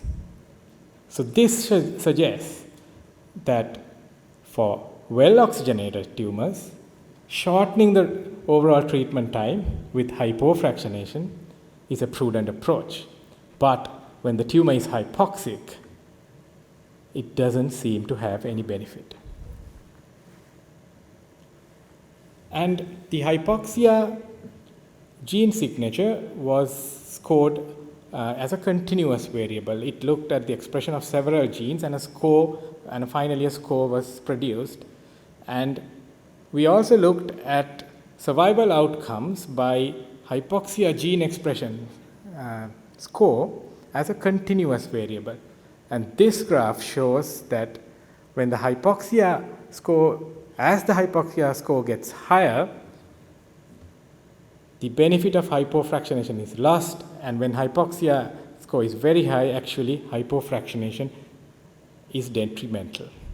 So this suggests that we should no longer be treating every patient with bladder cancer with hypofractionation, but rather we should personalize it based on hypoxia status.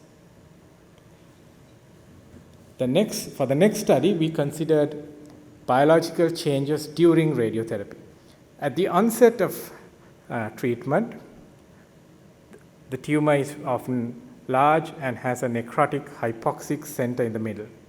But as radiotherapy progresses, the tumor shrinks, and this results in an improvement in blood supply.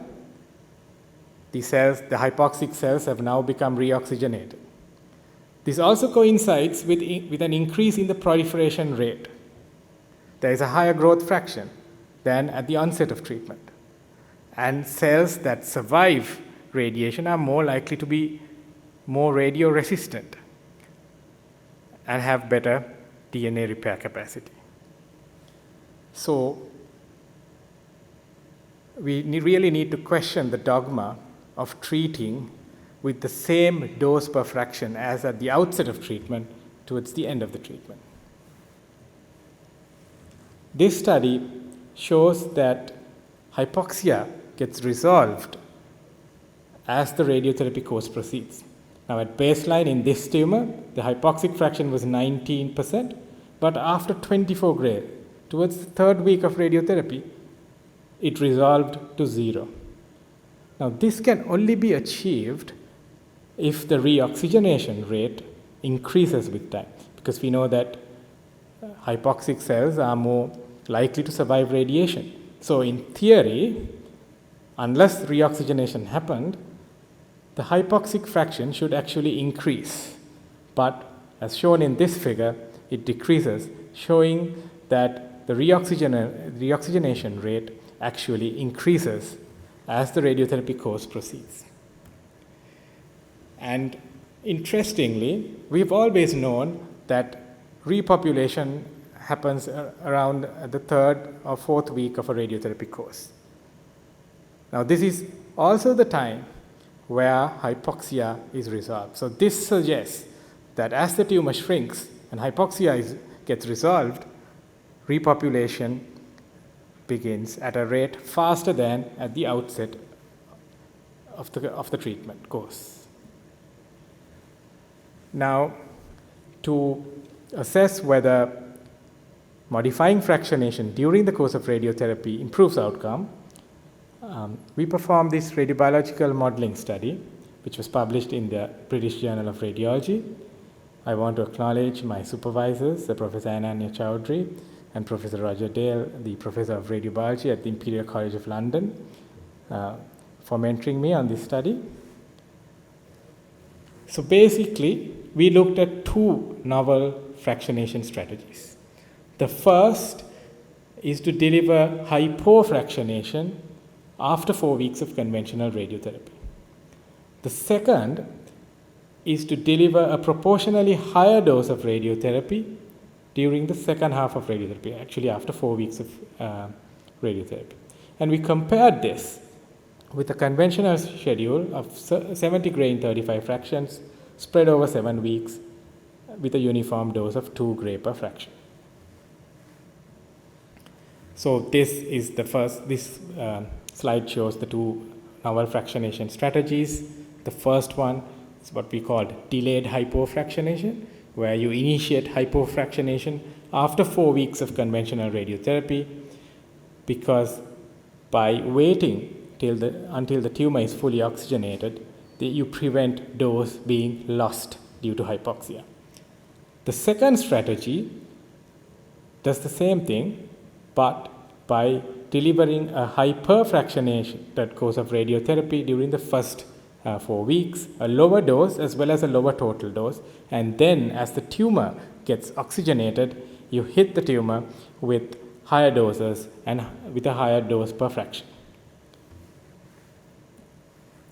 So the methodology, the first step is to derive these novel fractionation regimens, and then you calculate the biological effective dose described by Professor Jack Fowler, so that you can then compare it with the conventional regimen. So for the first strategy, the phase 1 is as same for a conventional regime. You would give 4 Gray in 20 fractions over 4 weeks, 2 Gray per fraction. For phase 2, you have to hypofractionate it, and to do that, you have to derive the optimal dose per fraction and the number of fractions based on an assumed repopulation rate. The details of this modeling work is available in the full paper. Now, when you do that, you find that depending on each assumed repopulation factor, you get an optimal dose per fraction. So, for example, if the repopulation rate is 0.7 Gray per day, the optimal dose per fraction is 3.08, and the total dose is 24.64 Gray. For the second strategy, we deliver 40% of the biological dose during the first 4 weeks, and then deliver 60% during the last 3 weeks of radiotherapy. The overall treatment time is still kept the same at 7 weeks. So phase 2 requires hypofractionation, and when you hypofractionate it during the last 3 weeks of radiotherapy, you need to have hyperfractionation at the beginning to ensure that late toxicity is kept the same. So the first step is to derive the hypofractionated regimen, which is over 15 fractions. And so when you calculate it, to deliver 60% of the biological effective dose, you arrive at a regimen 40 gray in 15 fractions over 3 weeks. And then, based on the formula described by Michael Joyner, which was actually applied to account for errors in radiotherapy, you can find out you can derive the fractionation strategy which will keep late and acute toxicity the same. So that is 30.24 gray in 27 fractions, which is roughly 1.1 gray per fraction. The next step is to calculate the biological effective dose. Now for the first strategy of delayed hypofractionation, this is quite simple because the phase 1 is the same as for a conventional regimen, and you can calculate your phase 2 biological effective dose by applying the equation of Professor Jack Fowler, and you can calculate your BED provided you know the alpha beta ratio and repopulation factor. And when you do that, you find that you can achieve a gain of 6 to 12% in biological effective dose, and this is a conservative estimate if you actually consider the fact that the alpha beta ratio also would decline with the accumulation of radioresistances. The gain in BED is actually higher. So my radiation oncology colleagues will appreciate that this is the magnitude of gain we derive with the addition of radiosensitizers as well as conventional escalation of dose using conventional radiotherapy. Now, calculating the biological effective dose for the second strategy is a bit more complex. We need to consider a tumor which has a hypoxic fraction and an oxic fraction, a well-oxygenated fraction. For the modeling work, you can input different fractions of hypoxia and see what the BED is. And to do this, you need to calculate the survival fraction iteratively for each fraction. The first step is to calculate the proportion of hypoxic and oxic cells separately. Then you calculate the proportion of anoxic cells that will become reoxygenated. And when we do this, we assume that the reoxygenation rate will increase either in a linear or sigmoidal fashion. And then you repeat, and then you calculate the new anoxic fractions, and then you repeat these 3 steps until your course of radiotherapy is over.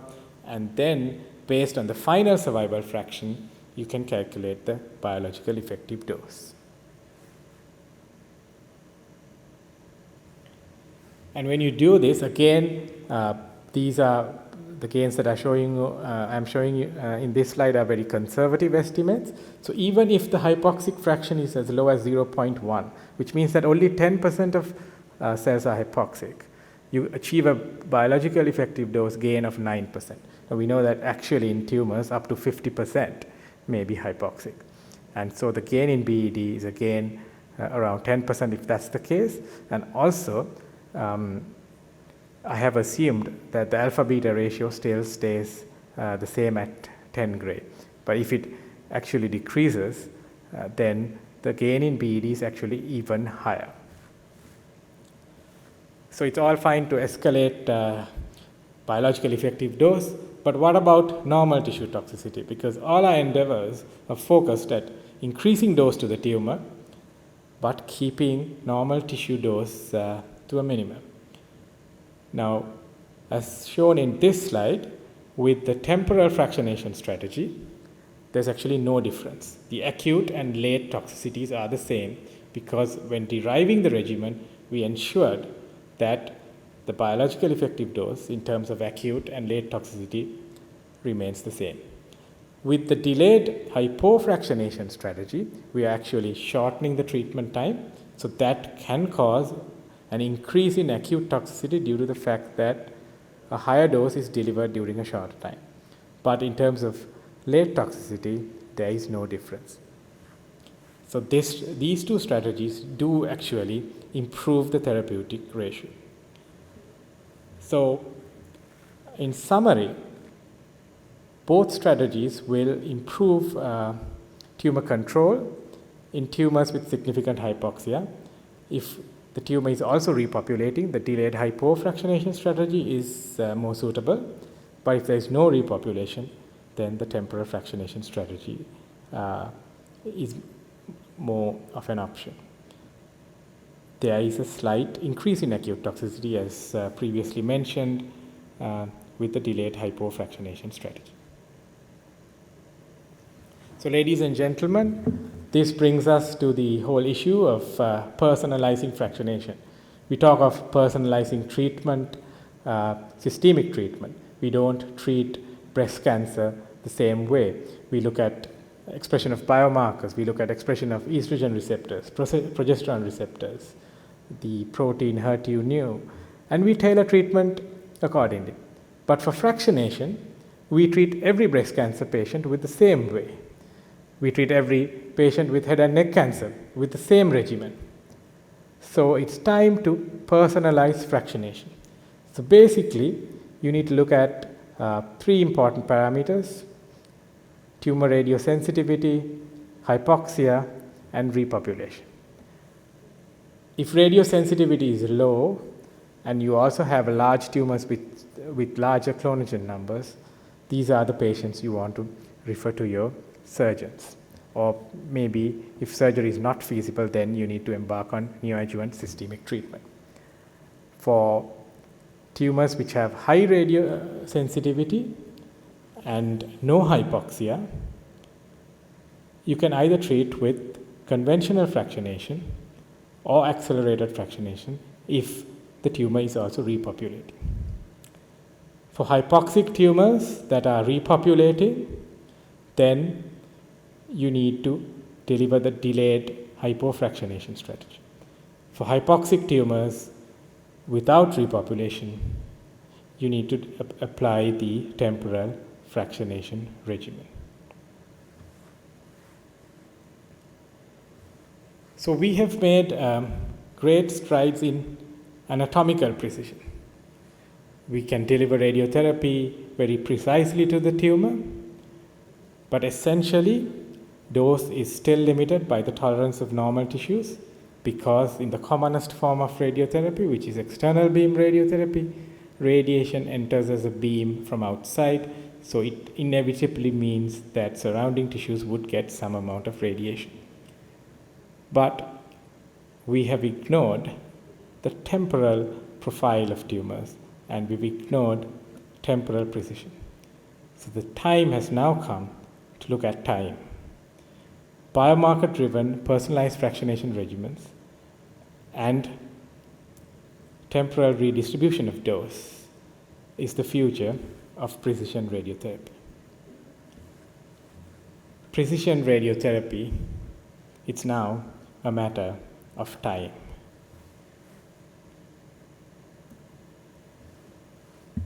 This is quite a busy slide, which acknowledges some of the colleagues I've worked with and done research with up to now. My esteemed teachers and senior colleagues at the Apeksha Hospital, as well as some of my junior colleagues and friends are all here, as well as the large number of international collaborators with whom I worked with for these research projects. And I'm grateful to each and every one of you, without which this work could not have been done. However, permit me to make special mention of 4 individuals. The first is Dr. Jayanth Balawardena. I started my undergraduate, postgraduate, and research career in oncology with him, and his guiding steps paved the way for this work. And I want to acknowledge Professor Robert Grieve, who supervised my postgraduate training in the University Hospital of Coventry, and then suggested that I embark on a research career. My supervisor and mentor in research, Professor Ananya Chowdhury, with whom I have collaborated so much over the past 5 years, deserves special mention. Last but certainly not the least, I want to acknowledge Dr. Sanjeeva Gunasekara, my esteemed friend, colleague, and the convener of Sri Lanka Cancer Research Group, for setting up the research program in clinical oncology, which paved the way for all of this work. In conclusion, as we honor our founder president, let us keep in mind that in our quest for greater therapeutic precision, we must look at exploring the untapped potential of temporal optimization of dose to make our treatment safer and more effective for our patients. And this was certainly the vision of Dr. Kumar Veerasekara. Thank you, ladies and gentlemen, for your kind attention.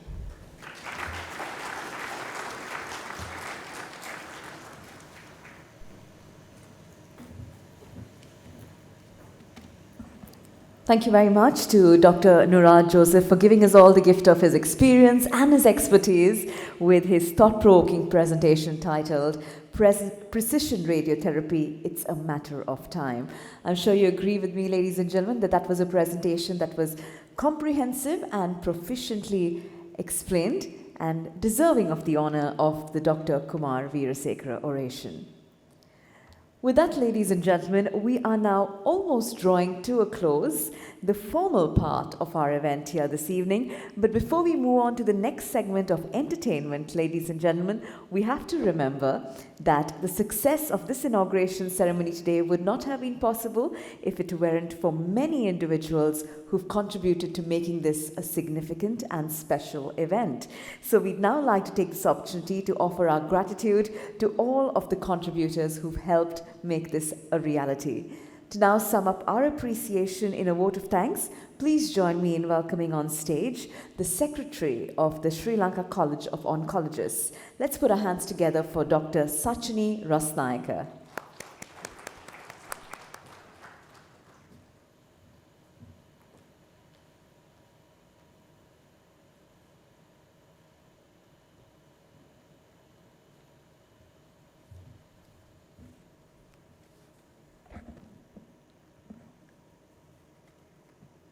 Honorable Chief Guest, Professor Kapila Gunawardena, our most valued guest, ladies and gentlemen. It is my privilege to deliver a vote of thanks on this grand occasion. On behalf of the Council and Organizing Committee, I'm extending very heartily thanks to Professor Kapila Gunawardena. Dear Sir, your presence today is an honor to all of us. I would like to convey our sincere thanks to our guest of honor today, Dr. Saman Ratnayaka, for being with us despite your all busy schedules. I want to convey a big thank to our orator today, Dr. Nurad Joseph, for sharing his unbeatable work with us to enlighten the audience in this special occasion. This big thank goes to all our senior colleagues and past presidents. My dear sir, madam, we are blessed with your presence today. This special thank goes to all the speakers and faculty members for giving an excellent coverage to update current oncology practice. This special thank goes to all our dear colleague consultants, to those who are joining virtually and joining with us today in this audience. I must mention our deep, sincere of appreciation, especially to all of you. Without your sacrifice, motivation, and support, we won't be able to achieve this success. I also wish to express our sincere thanks to all scientific committee members who gave immense support to make this event a success. You are a role model to all our junior colleagues. Unity is an unbeatable power. You proved it with practice today. This special thank goes to all our sponsors for their collaboration to make this event a success. And also I wish to convey my gratitude to Hotel Galadari staff members for their friendly manner and cooperation. I'm also very grateful to our event planners and their teams for their immense support to color this event. Last but not least, this big thank goes to all our SLCO coordinators for their untiring efforts to make this event a success. Once again, on behalf of the President and Council members, I would like to extend very heartily thanks to all of you who are present with us today and who are joining virtually with us to share this glory with us. Thank you.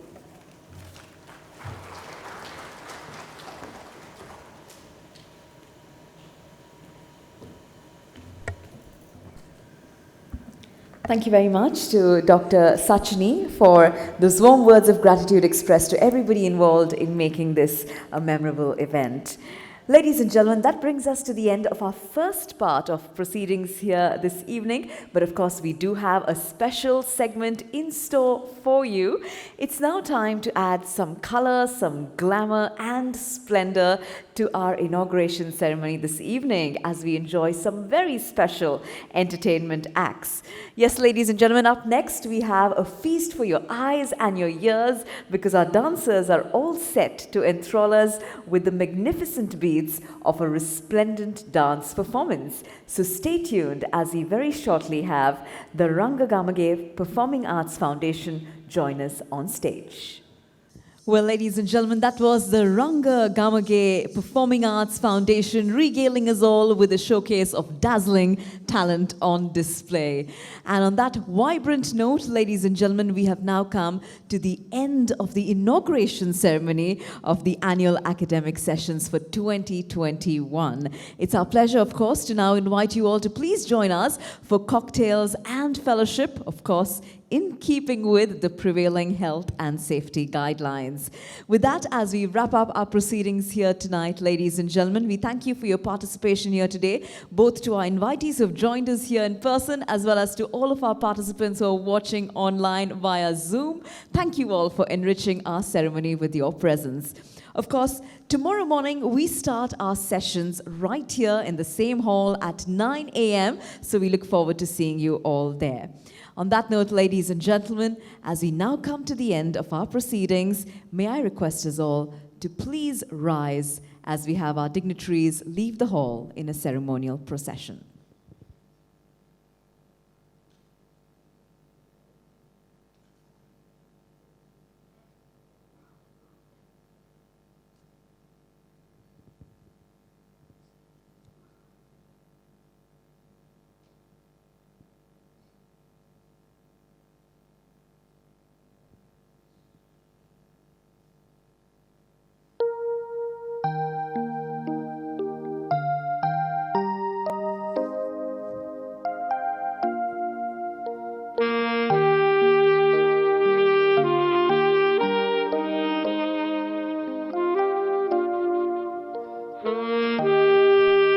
Thank you very much, ladies and gentlemen, for your presence, and we wish you a productive and fulfilling conference ahead over the next couple of days. Thank you, good night, and enjoy the rest of your evening.